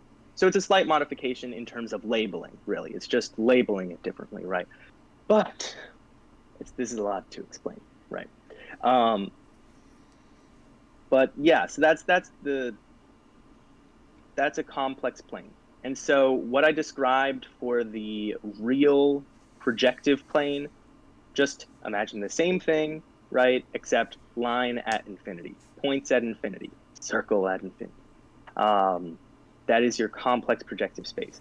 And so you have the complex projective plane. Now, this problem involves higher dimensions as well. So imagine you have intersecting complex projective planes that form higher and higher dimensional spaces that are still Euclidean, except they're also projective. So yeah. So finally, a complex projective manifold is a lower dimensional shape that can be embedded in the complex projective space. So again, remember the manifolds. It's just like a sphere, you know, any sort of smooth, whatever. That's a manifold. All right. So that's the first part. So let X be a non-singular complex projective manifold. There you go. We've defined X, right? It has to be smooth, and it has to be a complex projective manifold. So it's a smooth shape that exists in a projective space labeled by complex numbers. All right. Next, then every Hodge class on X, etc. So let's look at Hodge class. Hodge class is a particular type of homology group or class. Other examples of homology classes are the number of holes a shape has. So we were looking at the torus versus a sphere before. You can't transform a sphere into a torus via a homeomorphism, primarily because a torus has one hole and a sphere has 0 holes. So there's no way to get from a sphere to a torus. But that is not, so the number of holes an object has, right? So a sphere has 0, a torus has 1, and there are other shapes that are 2, 3, 4, 5, etc., however many you want. The group of all objects that have any number of holes is a homology class. So a cube, a tetrahedron, and a sphere are all part of the 0 hole homology class. Then the torus and so the torus, the donut, a bagel, and a coffee mug are all part of the homology class 1 hole, right? So, etc., etc. A Hodge class is just a different kind of homology class. So instead of looking at the number of holes, you look at a different property of the shape, and it's just too complicated. I just don't understand what exactly that property is, but it is a property of the shape. Like the numbers of holes, it has some sort of immutable property that you can't change via homeomorphisms. Oh yeah, and the other 2 pictures we have here are just sort of visualizations of projective space and of the complex projective space. But yeah, so there's the Hodge class. All right, and then the last term to define here is cohomology classes of complex subvarieties of X. A cohomology class is a more detailed version of a homology class. So it's sort of like what I described before, except it carries more information. All right. So now here's the rephrasing, right? So let X be a non-singular complex projective manifold, which is a shape that meets specific requirements that I just explained. So that's X, is this specific shape that's smooth, that fits in the complex projective space.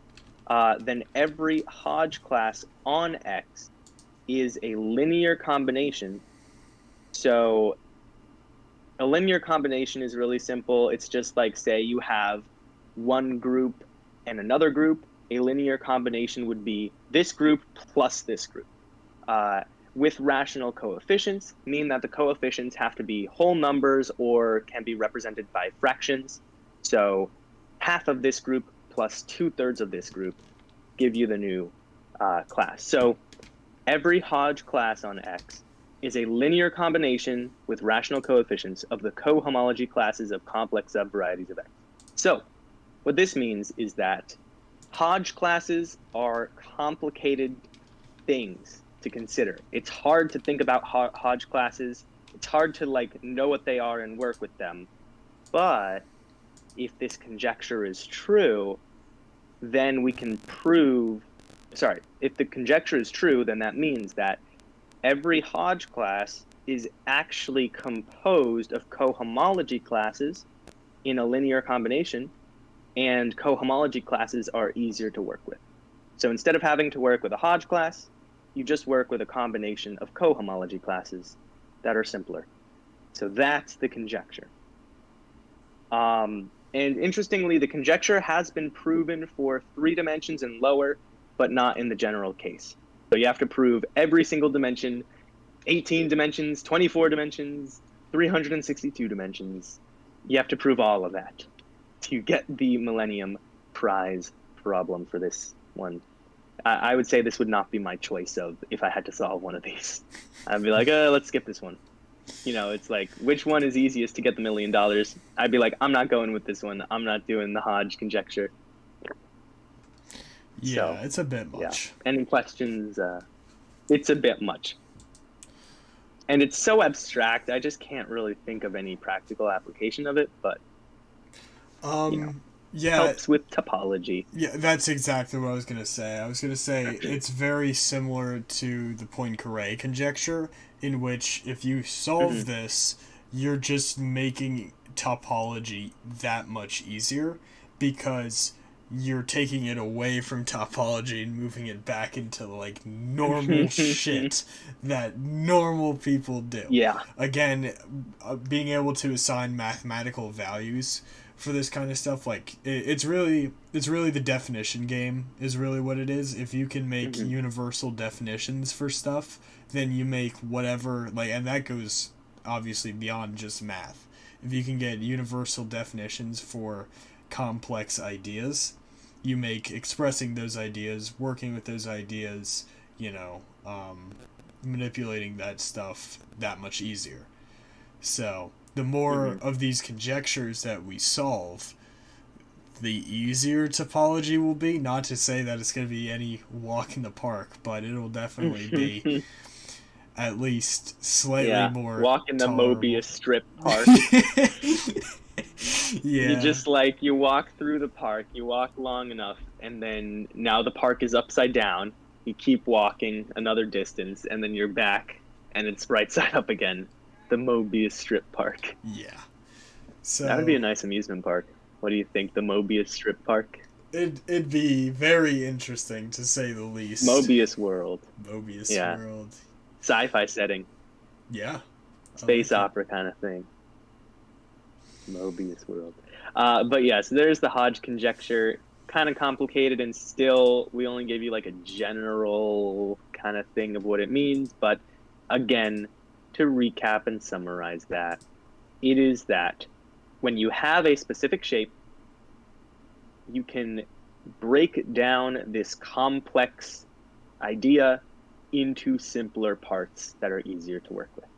And again, if you're confused, it's okay. You can rewatch this, right?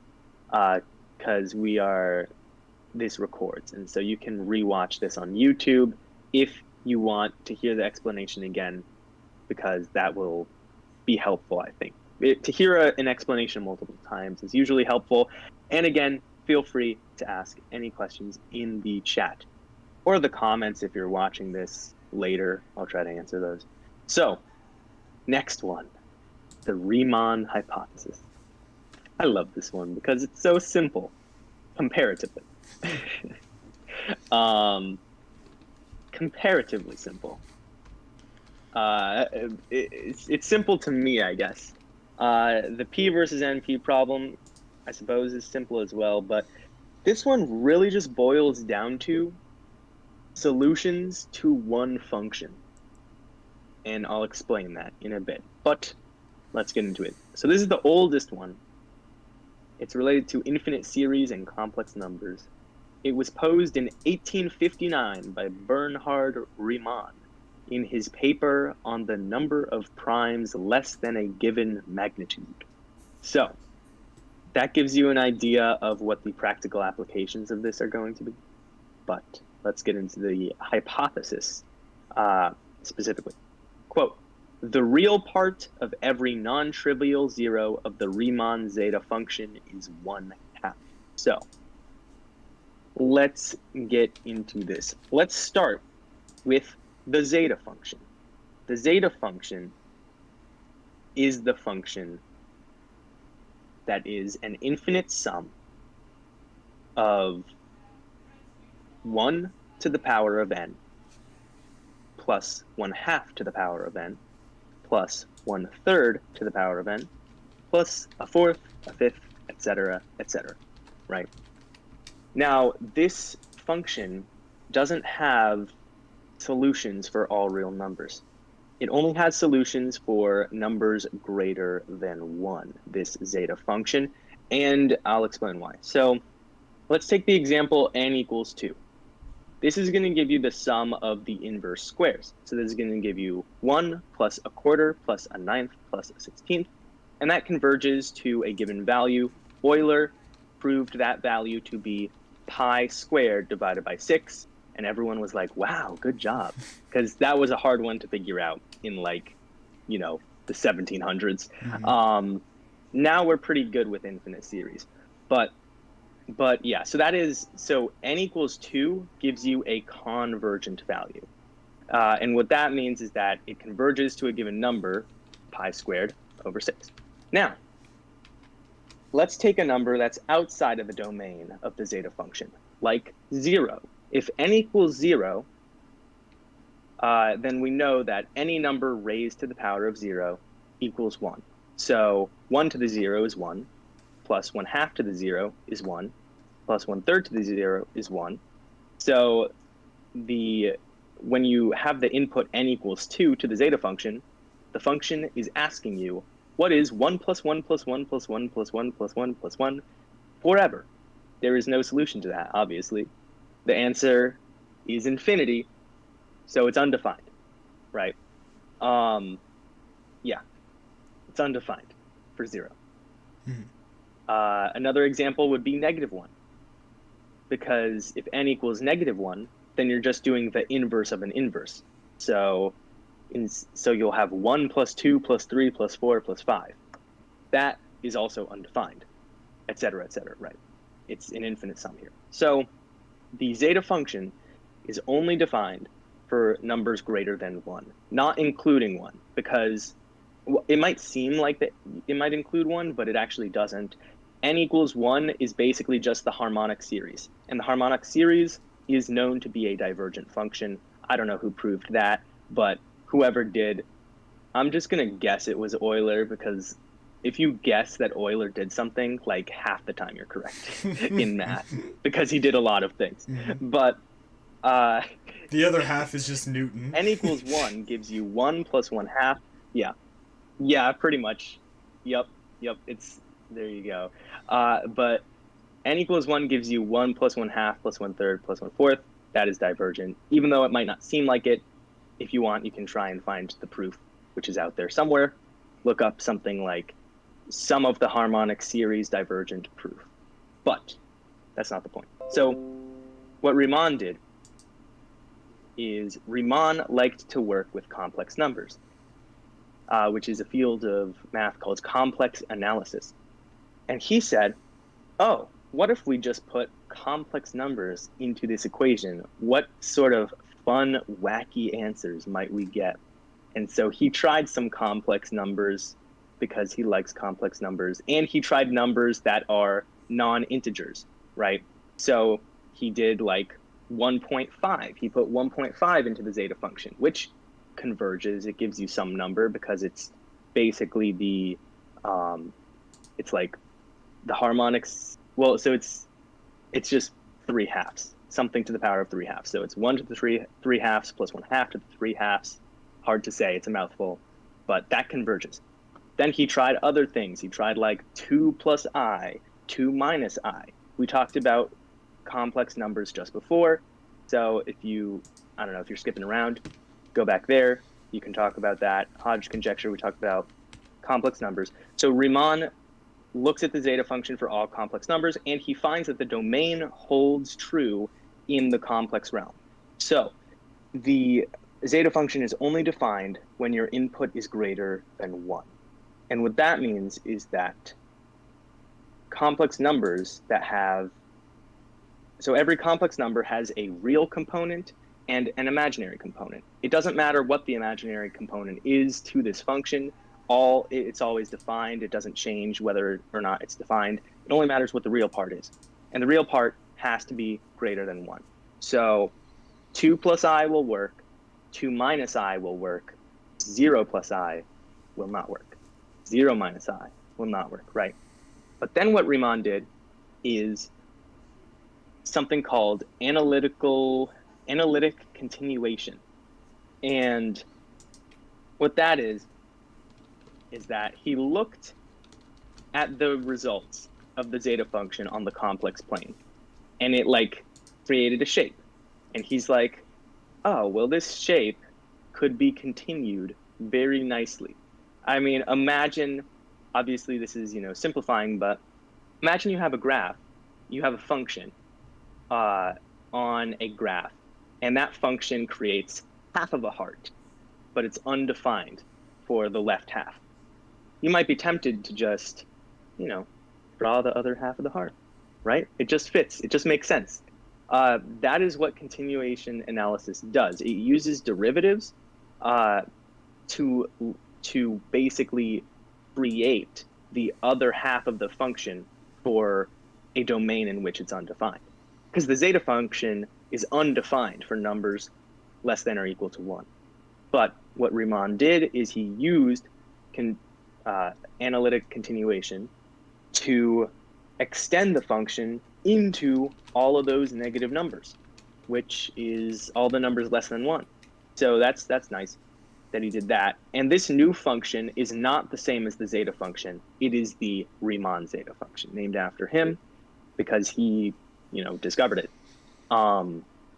Discovered / created, depending on where it's a philosophical semantic thing. But yeah, so Riemann got this new function that is not equivalent to the zeta function. I must stress this, right? So in the domain where the numbers are greater than 1, the Riemann zeta function has the same outputs as the zeta function. But in the domain where the numbers are less than or equal to 1, the Riemann zeta function has different numbers as the output because the zeta function just does not have an output, right? So the Riemann zeta function is different from the zeta function. And the reason that that's important is that if you input -1 into the Riemann zeta function, the result you get is -112. That is your output, which is not logical in the zeta function.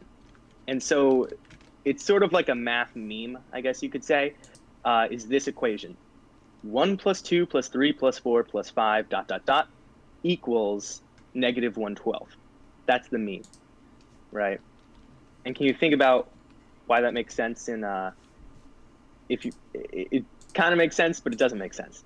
Because think about the zeta function. If you put if you put -1 into the zeta function, the result you get is undefined.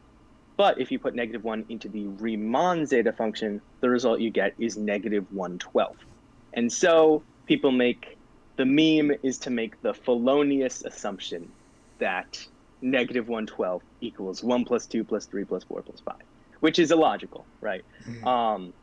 But yeah, so that's the new and improved zeta function is Riemann's zeta function.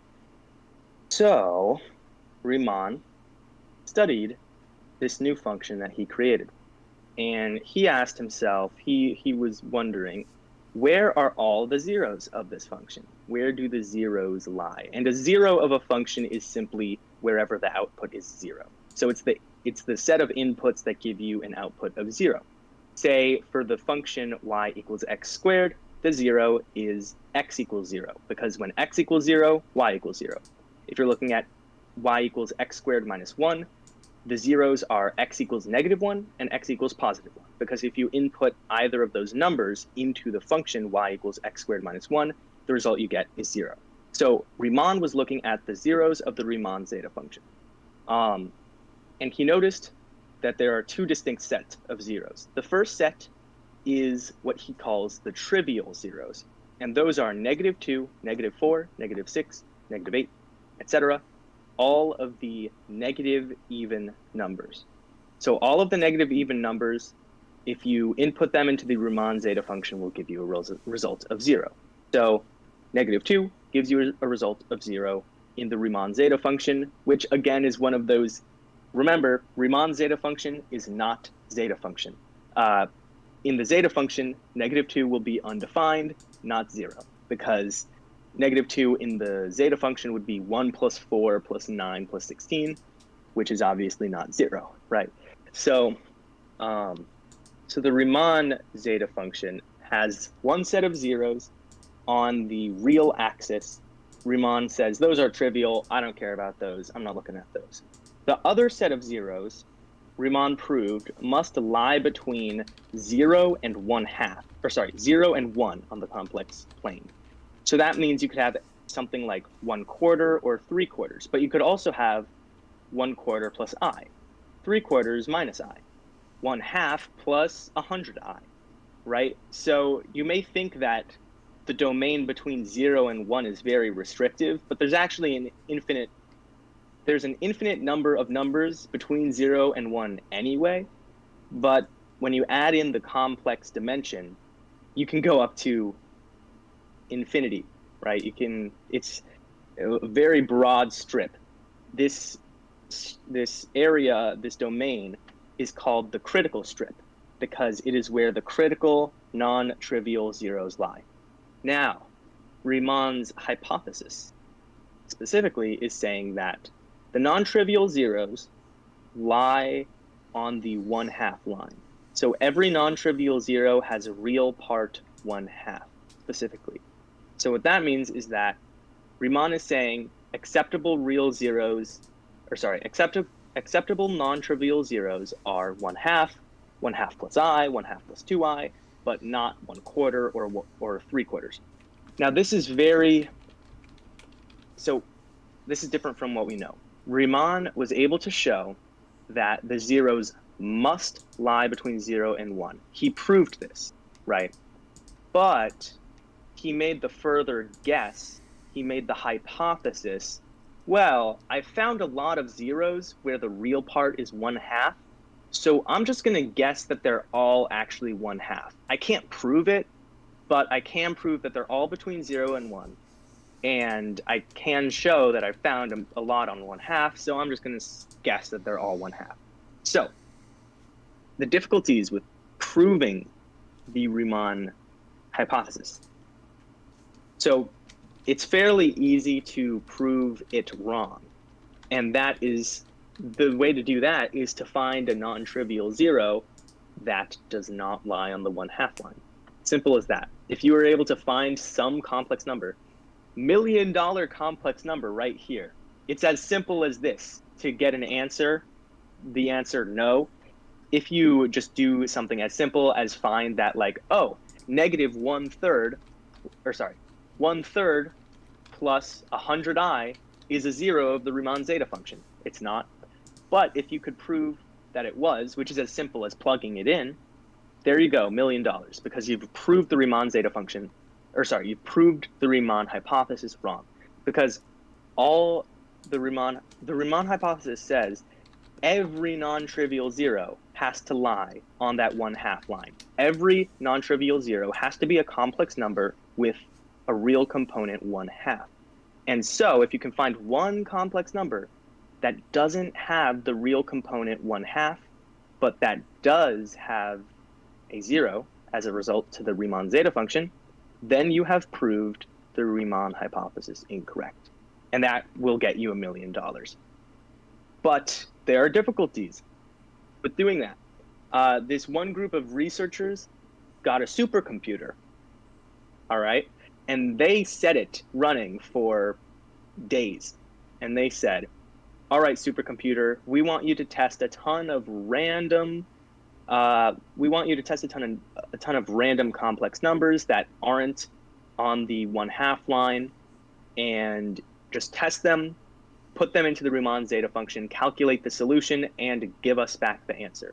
And so they did this for like trillions of complex numbers, and they did not find one among the trillions that was a zero that did not lie on the 1/2 line. So that is very difficult. But again, it's not compelling enough to mathematicians, right? If in most situations, if you're looking for something to try and find out if it exists or not, a trillion examples of it not existing might be enough for most people, but not for mathematicians. You have to prove that there aren't any zeros. You can't just not find them, right? And so, yeah, so that sort of speaks to the difficulty of proving the Riemann hypothesis correct. Most people, I think, assume that the hypothesis is correct, although there hasn't really been polling done on it, and it doesn't really matter. I sort of assume it's correct. I would guess it's correct. But to prove it correct is very difficult. $1 million difficult. Hundreds of years difficult. This is 1859 that this was first posed, so, and people have really wanted to solve it, like outside the Millennium problem. So that's 162 years. 162 years this has remained unsolved, the Riemann hypothesis. So you have to prove it right to get $1 million. You have to prove that all the zeros lie on the 1/2 line, and that is difficult to do. So now let's look at the implications of this. Riemann's original paper, where he made this hypothesis, was called "On the Number of Primes Less Than a Given Magnitude," and that is because the non-trivial zeros are actually able to be added together to generate a function that will tell you where new prime numbers are, which is very strange. And the function is only correct if the Riemann hypothesis is true. So this is big because for all of math history until now, we've just assumed that the distribution of prime numbers is random, because it is pretty random. And the way that we find new prime numbers right now is we just take a very big number. We just go one by one, essentially. So we're at, some number in the trillions and trillions. And we're like, all right, number, 200 trillion, blah, blah, blah, blah, blah. Is this a prime number? And then the computer whirs for a moment and then says no. And then we're like, all right, cross that off the list. Next number. Is it a prime number? No, cross it off the list, right? You just go one by one like that. But if the Riemann hypothesis is correct, then we would be able to make a function that tells you where the prime numbers are, which would be very big for cryptology, because cryptologists use big prime numbers. So getting more of them easily would be very nice.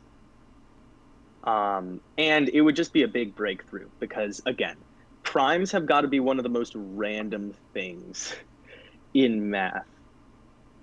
Like, I cannot stress how random primes are. But yeah, another important thing about the Riemann hypothesis is that thousands of research papers, thousands of proofs have been done over the years that start with the phrase, not literally, but start with assuming the Riemann hypothesis is correct. So think about that. So thousands of mathematicians have said, well, it's beyond me whether the Riemann hypothesis is true or not. It's too much of a problem. I can't tackle it. I can't find the solution. However, if it is correct, then here's another thing that must also be correct that I have been able to prove. And so what that means is that if the Riemann hypothesis is proven correct, then it's also proving about, it's proving thousands of other theorems correct instantaneously, which is very wonderful and worth much more than $1 million, I would say. But yeah, so that's the Riemann hypothesis. Any questions, comments? Very astute. You have anything to say about it? It's a very astute point. I Mm-hmm. I'm a fan. Prime Mm-hmm. numbers. That is some tough stuff. Hard to Yep. divide. That's what I found. And if Yep. we like like you talked about, the implication of this is we learn more about the distribution of primes, which Mm-hmm. is more valuable than it sounds because of what you said. Yeah. Primes are like random as all get out. So if we can further understand the distribution of them, then I don't know. Maybe Hmm. maybe some other mathematical principles will fall into Yep. line, and we. Yep. But yeah, it's definitely very important. As you said, it's like mentioned in a lot of math problems, and you have to assume that it's true for those problems for that to work. Hmm. So So yeah, yeah. it's interesting. Yeah. Before we move on to the next one, I need to take a bathroom break. So. Okay.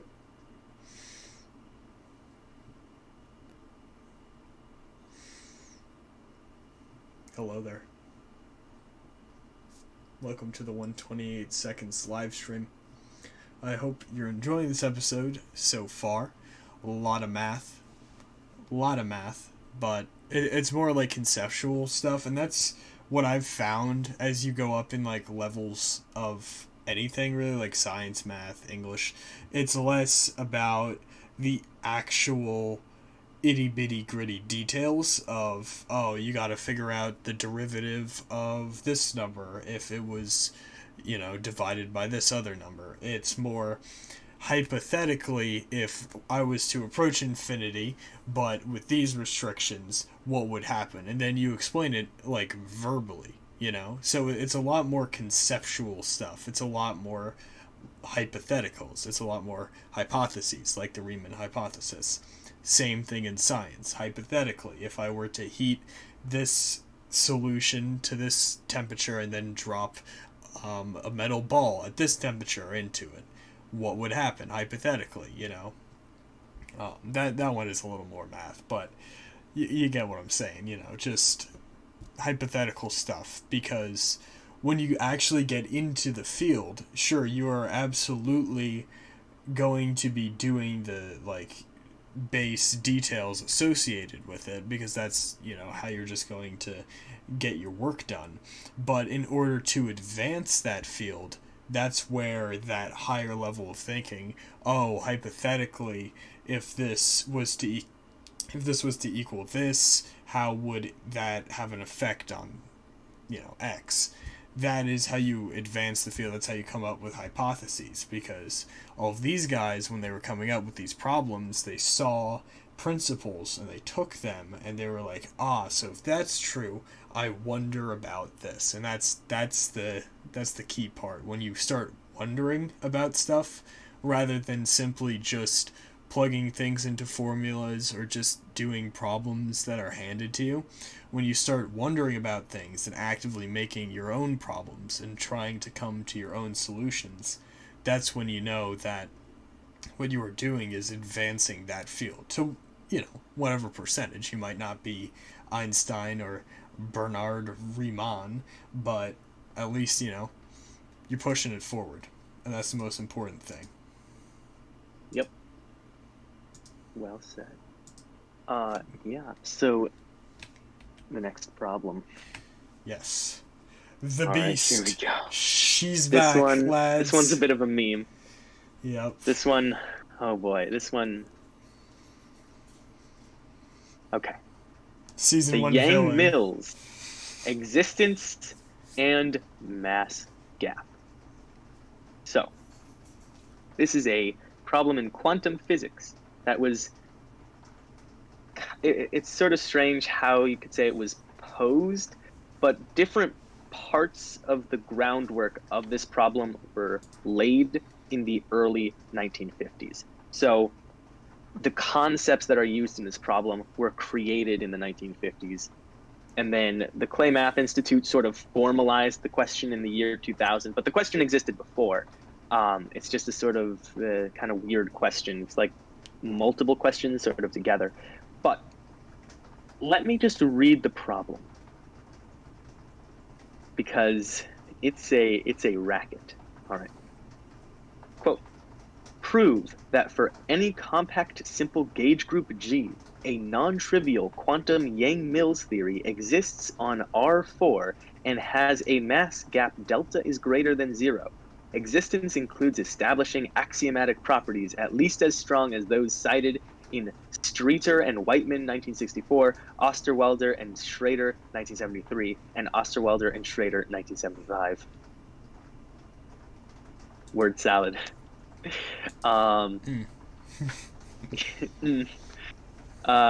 So this is about particle physics.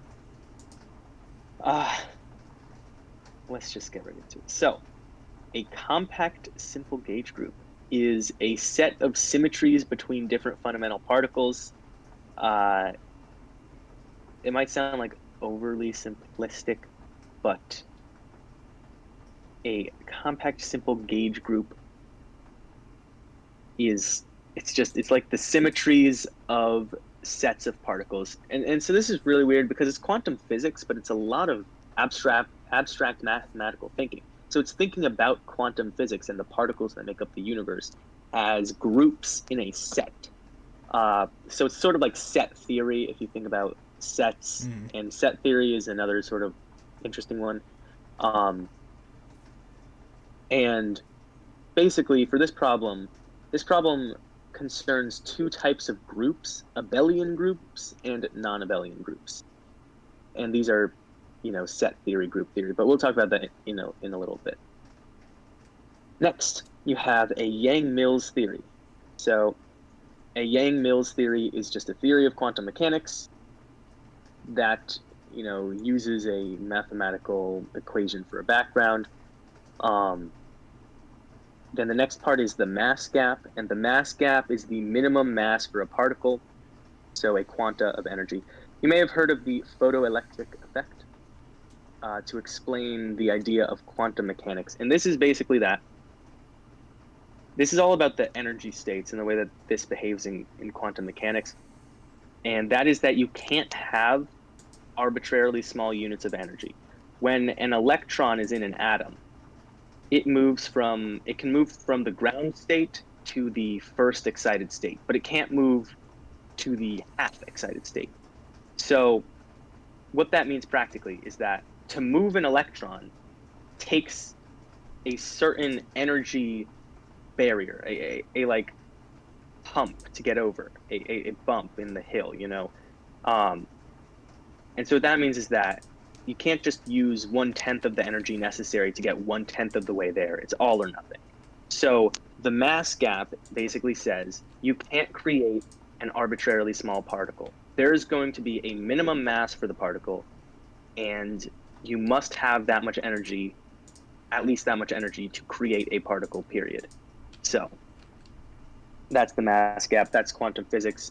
Look into the photoelectric effect. It's basically that if you bombard metal with, I believe it's UV radiation, then it takes a certain amount of that radiation, a certain energy level, before electrons will start flowing off of it. And so it's not like a smooth transition. It's that once you reach critical mass or critical energy, the electrons will leave and enter the excited state and ionize. So that's just the nature of quantum physics. So next, a Yang-Mills theory. The first Yang-Mills theories were used to describe photons and electromagnetism in general in the field called quantum electrodynamics. So quantum electrodynamics is basically just a complete description of electromagnetism. Sorry, I'm getting tongue-tied here. So quantum electrodynamics explains electromagnetism within quantum mechanics.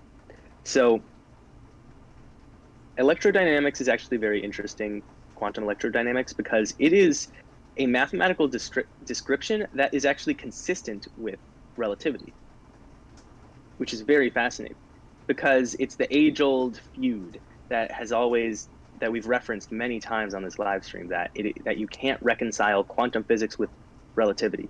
And if you could reconcile quantum physics with relativity, that would be a big breakthrough. It would lead to the grand unified theory.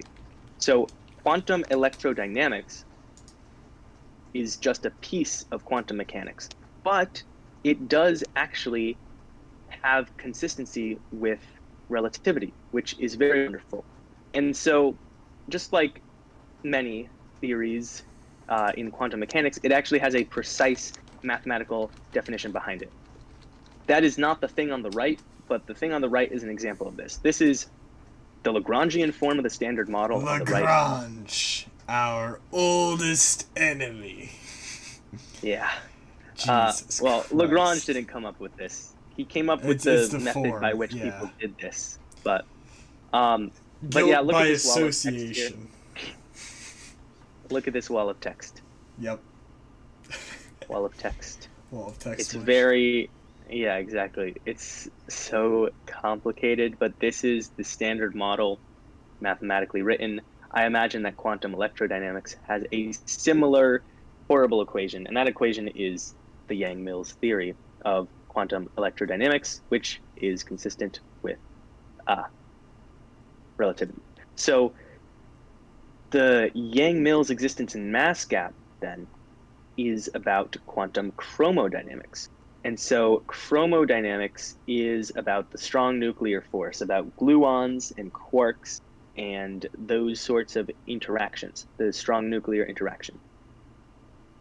And the Yang-Mills theory, quantum chromodynamics, its problem is that it doesn't have a precise mathematical definition behind it.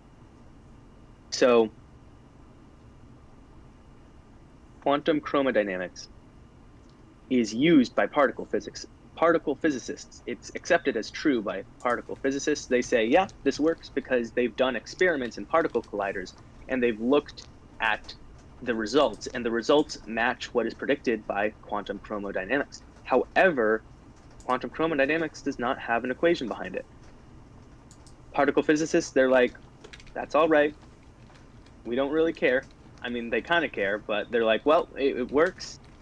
If it ain't broke, don't fix it. But the mathematicians, they're fuming. They're like, no, you don't have a precise mathematical definition. You can't do that. You don't have a proof. You've proved nothing just because you've done a few experiments. Oh, experiments.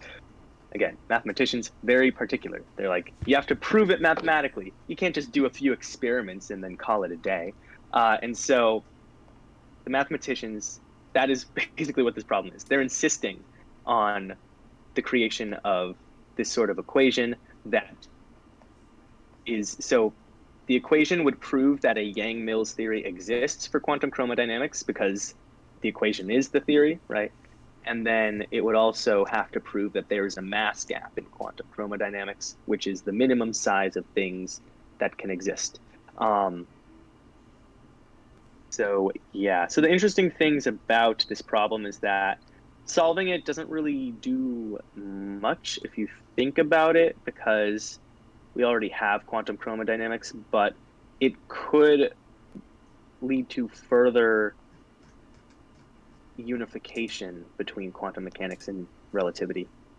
It could help us get closer to the grand unified theory, which would be the connection between quantum mechanics and relativity. So that is sort of what this problem is concerning. Again, it's like mathematicians being particular, physicists just saying, well, we're rolling with what we're doing right now. If you want to solve that, fine, that's on you.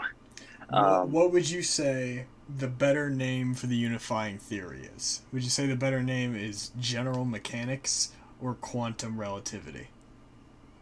Quantum relativity. It's quantum relativity, without a doubt. Relativity. Without a doubt. Yeah. But I think it would just be called the grand unified theory. It probably would, but quantum relativity sounds cool. I do like that. Quantum relativity, that is cool. But yeah, so that's the Yang-Mills existence and mass gap. Then there's a ton of things, again, with symmetries. There's abelian groups and non-abelian groups. I forgot where they even... Oh, yeah, okay. So the reason that quantum electrodynamics has been solved mathematically and quantum chromodynamics has not is because at the heart of quantum electrodynamics is an abelian group. And that is because the photon is a massless particle, and so that makes its symmetries part of the abelian group. And what an abelian group is in mathematics is a group, among other things. It has a few properties, but the key property here is that all the elements and operations abide by the commutative property. So an example of an abelian group could be the integers and addition, right? Because 1 plus 2 equals 2 plus 1. That's the commutative property. I mean, that's something you learn like very early in school, right? So abelian group has the commutative property. A non-abelian group, among other things, does not have the commutative property. So let's say you were to look at the integers and division. 3 divided by 6 is not equal to 6 divided by 3.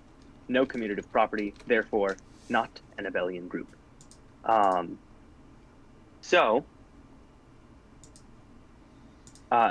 Abelian groups are easier to solve, easier to work with than non-abelian groups are. And since electrodynamics centers around this massless particle, it has an abelian group at the core of its mathematics, whereas quantum chromodynamics centers around particles with mass and therefore has a non-abelian group of symmetries. So there you go. It's about symmetries, math, it's weird. Quantum, there you go. Not much more I can say. It's really complicated. You have anything else to add? Or any questions that you to clarify? I mean, I trust it.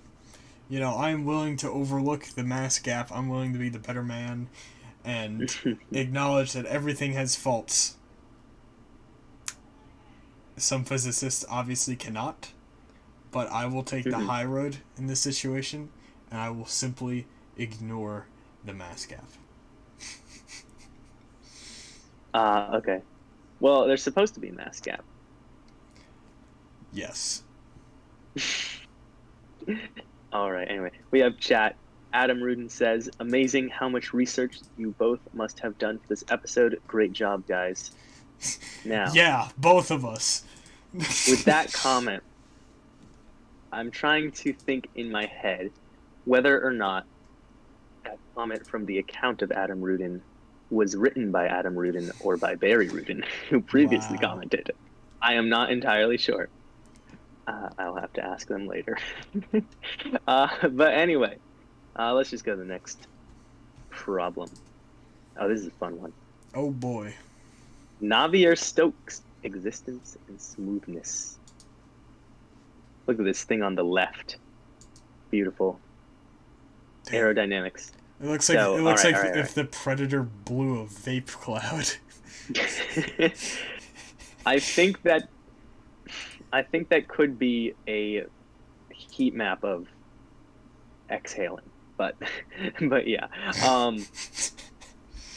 Anyway, this is a problem in fluid dynamics, and it was sort of posed, but again, it's not really posed. It's more that the foundations are set, and then people have wondered this. So the foundations were set in the 1800s by Claude Louis Navier. Claude Louis Navier and George where he's Stokes. Yeah, the two of them. Yeah. 1800s, Claude Louis Navier and George Stokes developed the Navier-Stokes equations. And it was formalized in 2000 by the Clay Mathematics Institute into this question. So, the Navier-Stokes equations are these two equations that describe fluid dynamics. They are differential equations, They're partial differential equations, and I'll explain more about them in a bit. But let's go to the hypothesis here. So you have to prove this hypothesis correct or incorrect.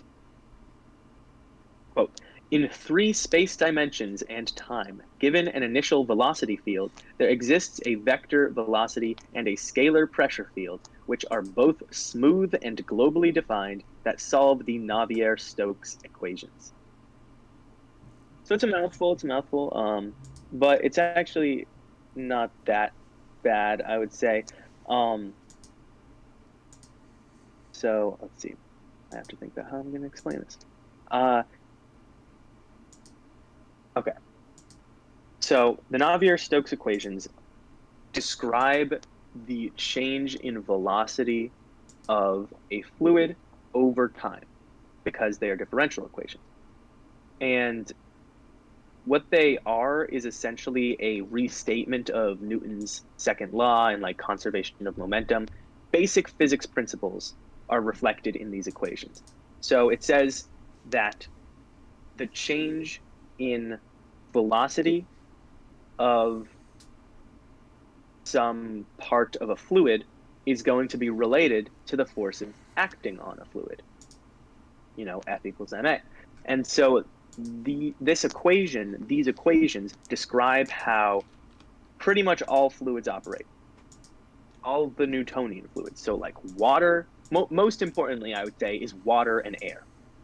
Water and air are described by the Navier-Stokes equations, which gives it a lot of practical applications because water and air are the fluids that we most commonly interact with as humans. So let's get to defining some things. So a velocity vector field is a 3-dimensional space where every point has an associated vector for its velocity. So let's look at this. This is a 2-dimensional vector field we have on the right here. And so all those little arrows represent, well, all those little arrows are vectors.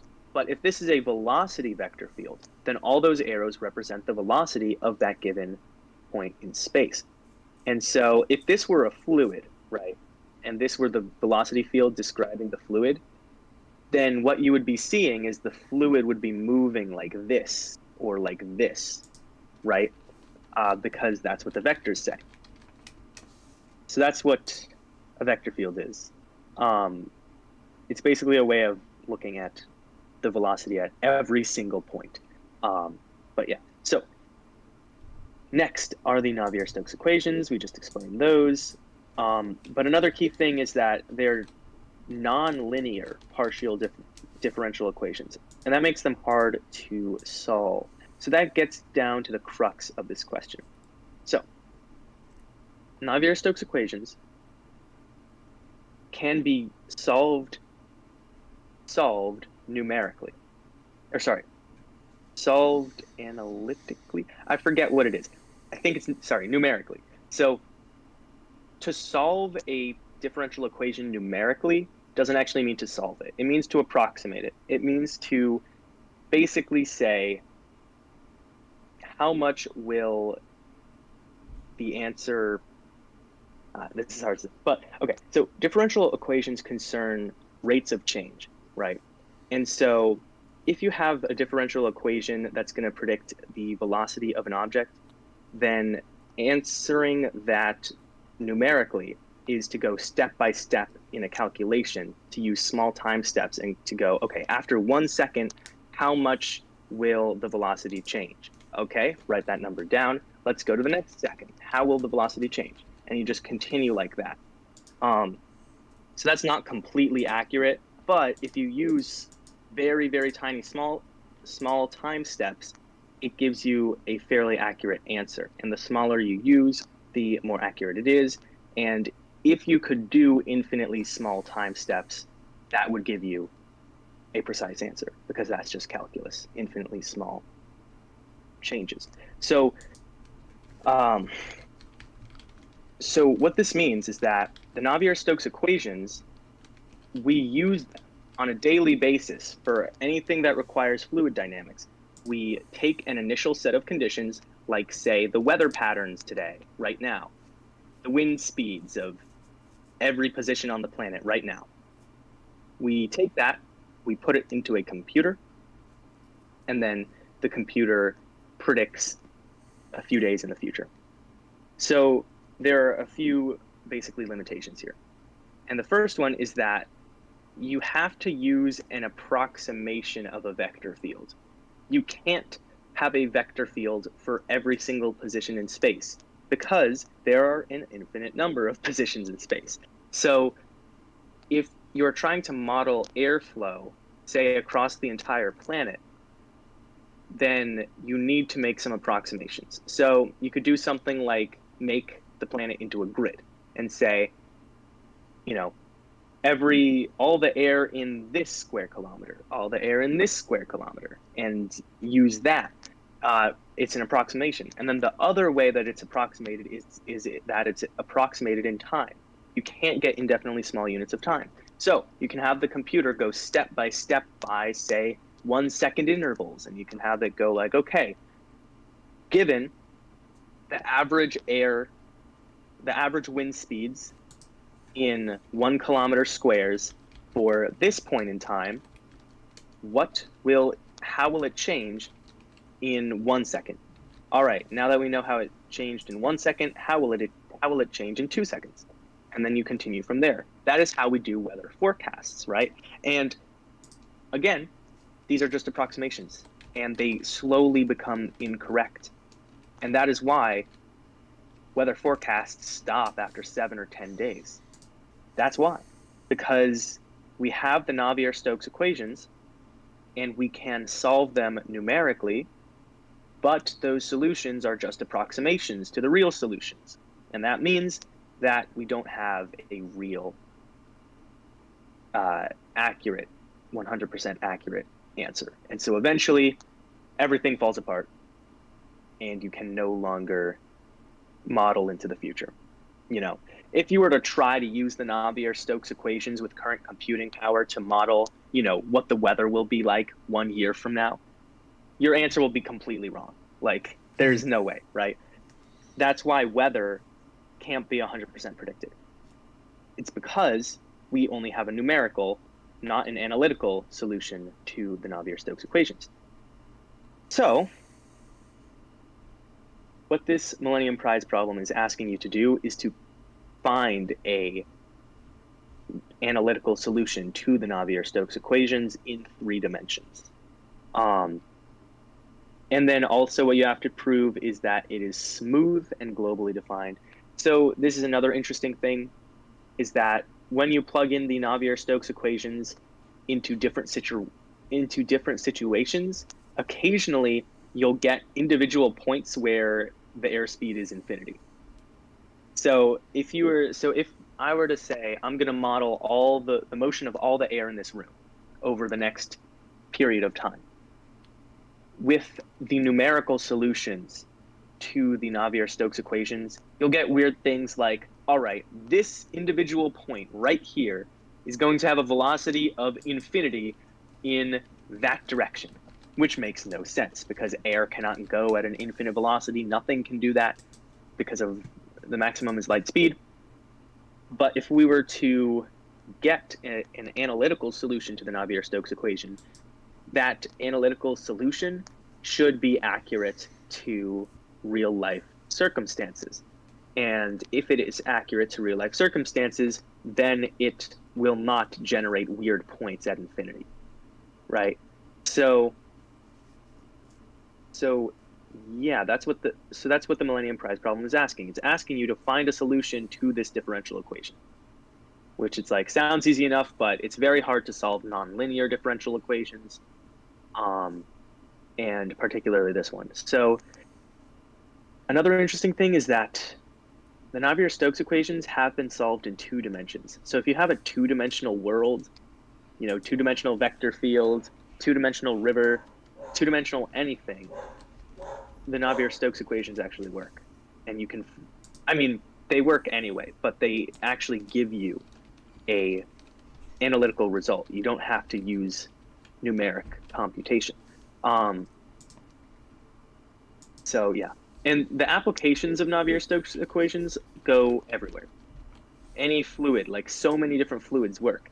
One example, which is like super esoteric, right, is the formation of stars.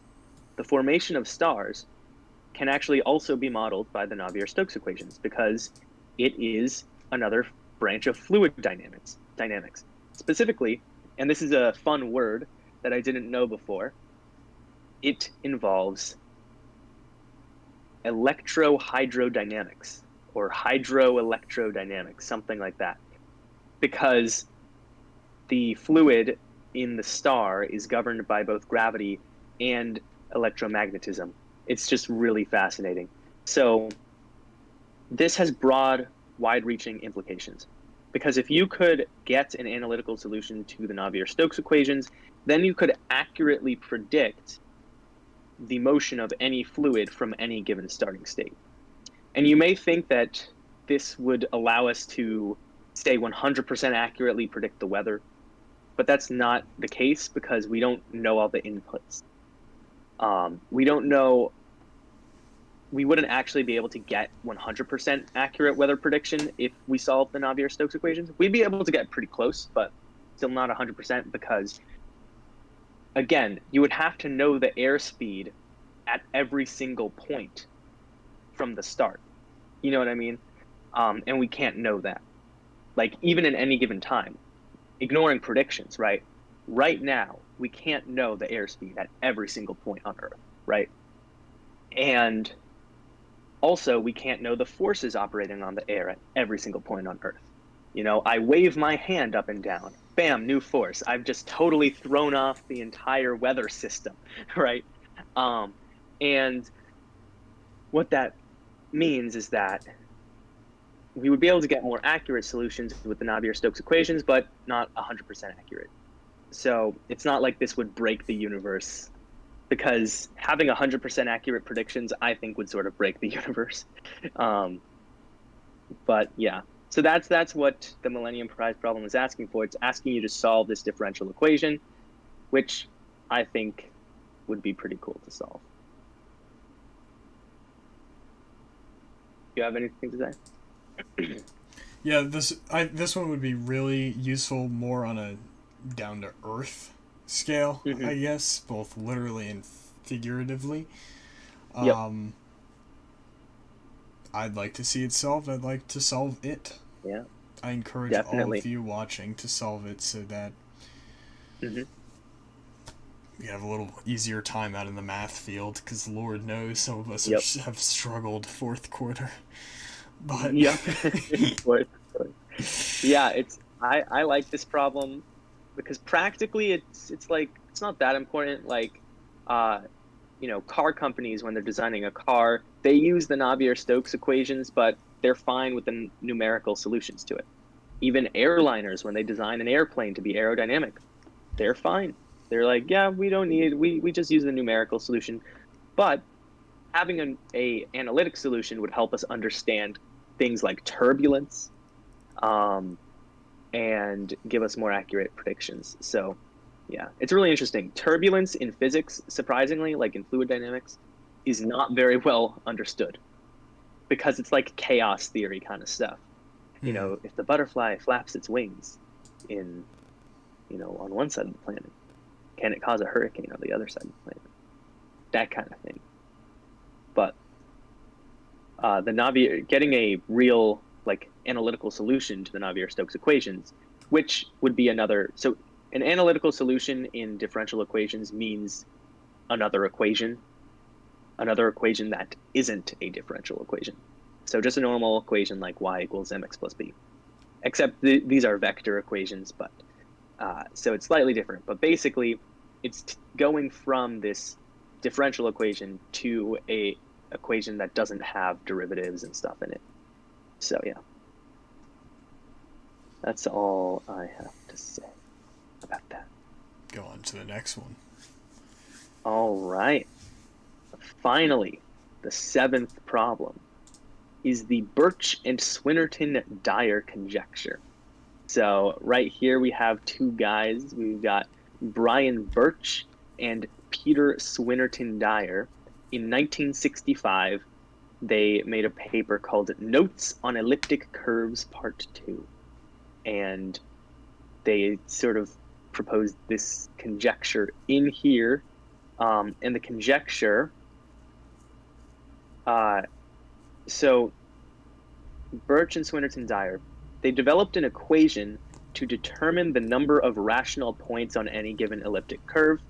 And experimentally, the equation works pretty well. But of course, mathematicians require a more rigorous proof. So that requires you to understand a few things. So the first thing to understand is the concept of an elliptic curve. An elliptic curve is a class of curves, just like any other class of curves, like, say, lines, which are defined by y equals mx plus b, or polynomials, which are defined by, a naught x to the n plus a1 x to the n minus 1, et cetera, or, say, conic sections. Elliptic equations are another subset here. And the way that you define an elliptic equation is that an elliptic equation must be of the form y squared equals x cubed plus ax plus b. So here at the bottom left, we have two examples of different elliptic equations here. The one on the left is y squared equals x cubed minus x, which fits the form a is -1 and b is 0. On the right, we have y squared equals x cubed minus x plus 1, where a equals -1 and b equals 1.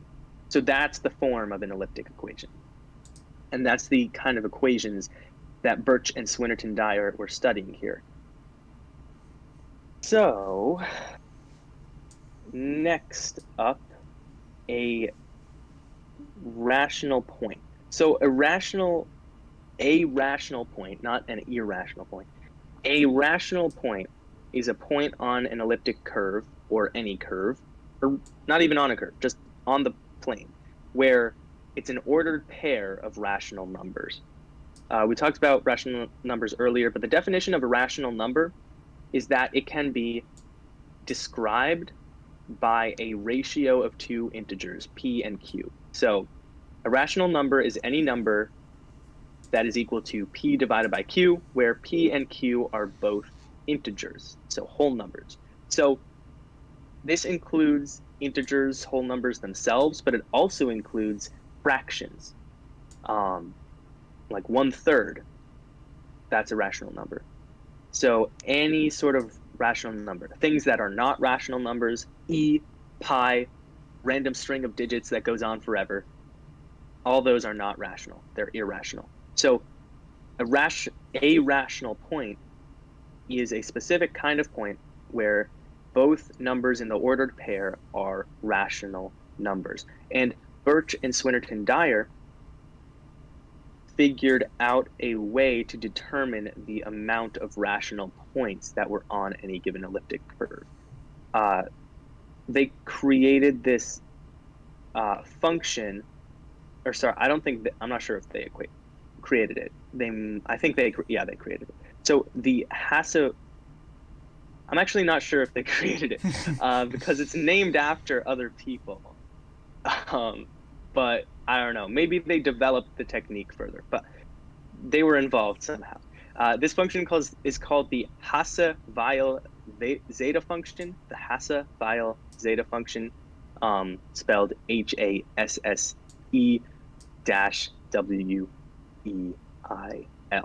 because it's like German. So it's the Hasse-Weil zeta function, which is this function where if you input the equation of an elliptic curve, it'll output some number. And that number will either be 0 or any other finite number. So those are the two possible outputs of this equation. And in practice, that's a lot of different outputs, right? But two types of outputs that matter: 0 and any finite number. Now, the reason those two outputs matter is that if you put an elliptic equation into the Hasse-Weil zeta function and the result you get is a 0, then that means that elliptic equation has an infinite number of rational points on its curve. But if you put a different elliptic equation into the Hassa-Weil zeta function and get some finite number, so say 3, then what that means is that the number of rational points on the elliptic curve is also a finite number, not necessarily the same finite number, so not 3. It could be 5. It's whatever. But what the important part here is that it tells you whether there's an infinite or finite number of rational points on the elliptic curve. And Birch and Swinnerton-Dyer, when they sort of came upon this correlation and they tested it a ton of times, they made this conjecture like, oh, that's the rule. If you put an elliptic curve into the Hassa-Weil zeta function and get a 0, then there's an infinite number of rational points. Otherwise, you have a finite number. And so they made that conjecture, and they experimentally sort of showed like, hey, this holds up pretty well. But the other mathematicians were like, I'm sorry, mon frère, but you haven't proved it yet. It's the age old, as like it's come up already on stream like 20 times so far. Mathematicians are very picky about proofs. So that's what's going on here. You have to prove this conjecture correct. So certain special cases of the conjecture have already been proven. Now, elliptic curves have something called a rank from 0 to possibly infinity. The highest ranked ones we found are like 18 or 28.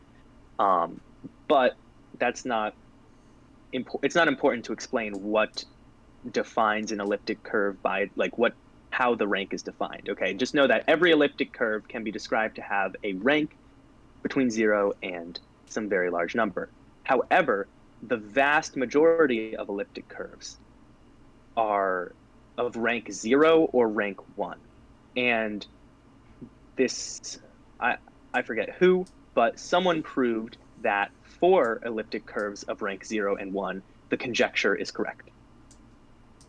So they proved it for the majority, like the vast majority of elliptic curves. However, majority is kind of a weird way to say it because there are an infinite number of elliptic curves because, again, you can have any value of a and any value of b in that equation I described earlier, y squared equals x cubed plus a plus a, sorry, y squared equals x cubed plus ax plus b. You can have any a and you can have any b, which means you have an infinite number of elliptic curves. The vast majority of elliptic curves are going to be of rank 0 and 1, and the conjecture has been proven correct for those cases. However, for the other cases, it still has to be proven correct. And an important thing here is that just like the Riemann hypothesis, there have been a ton of papers written under the assumption that the conjecture is true. Also, I think somehow this is related to cryptology. There's this one company that uses elliptic curves for its cryptology, and that's the cryptology in iPhones. So the cryptology in iPhones is reliant on elliptic curves, and this function would have ramifications there, or this theorem, this conjecture, if proven correct. There we go. There's a ton of words that mean like sort of the same thing, but not really. I just want to use the right one. Conjecture. I'm sure there's someone out there like gripping their really chair, mad. And they're like, he called it a theorem. A theorem? Yeah. They're like losing their minds. You know, a theorem is pretty different from a conjecture, but the ones I always will get confused is like conjecture and hypothesis. Yeah, it's because those are like practically synonyms. But anyway, those are all the Millennium Prize problems. Yeah, there we go. That last one definitely more modern than like Riemann or Hodge, but yeah, this is like 1965. Yeah. But yeah, there you go. Yeah. All right. Final thoughts. So if you have any questions, leave them in the chat now or leave them in the comments, and I'll answer them eventually. I honestly wonder if there will be more Millennium Prize problems, because there are obviously other you know, questions that we can't really know. And I think it would be interesting. I'm always fascinated about, and I've mentioned this a lot on this episode, but the philosophy mixed with the math. So I wonder if we look in depth into philosophy and look at philosophy's biggest questions, could we make Millennium Prize problems out of those? Like, for example, the chaos of the universe, in the beginning of the episode, how I said that could be analogous to the Poincare conjecture based on the shape of the universe. If we start thinking like esoterically in that manner, I think that could lead us to some really weird corners of math, but equally as strange as they are rewarding, I would say. Yeah, that is interesting. I would say we need like in 2025 we need like a quarter century corollary of the Millennium Prize problems, where I want the Clay Math Institute to get together and say, all right, one of them has been solved, so let's replace it. Yeah. And I think it would be interesting if there were always 7, essentially. If like every 25 years they like met up again and decided to refresh the Millennium set by saying like, all right, we're always going to keep it at 7. So what's the next hardest problem now? I also wonder if there are new problems that are now harder than the Millennium Prize problems, because these were set in 2000. But we don't really know, because it takes a while for a problem to be determined as a difficult one. So any new math problem that has like come up after the year 2000, probably we haven't recognized that it's hard yet, because not enough people have tried and failed to solve it, you know. Yeah. But yeah, we will see. There will probably be new problems that are harder. I mean, there's always new problems. You know, answers to the questions, but there's questions in the answers. There's always going to be more questions to every answer you find. So you're going to get new problems that are very difficult to solve. But solving them helps further our understanding of the universe and our place in it. So yeah, that's it. There you go. That's it. You have anything else to say?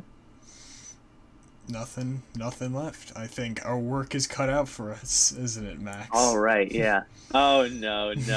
I'm not trying this. I'm so I'm sorry. not gonna spend my time on these. But game theory or game show episode, one of the 1,000 questions is the one of the true or false.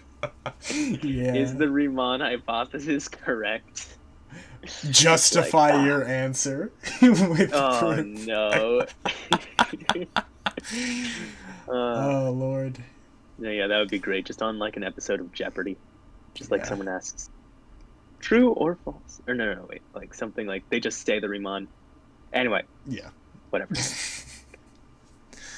It was gonna be a good joke, but then I remembered that Jeopardy has that weird format where you have to like. It's like, no, okay, I'm done. That's it. I guess it's all explained. Thank you for watching. I hope you understand that. There's nothing left. Go home. Thank you to Barry Rudin and Adam Rudin for using the chat. Thank you to everyone else who watched. And thank you, Sebastian, for being my co-host as always. As always. My voice hurts very much, so I'm not going to talk much more for the rest of the night. Goodbye, everybody. Bye-bye.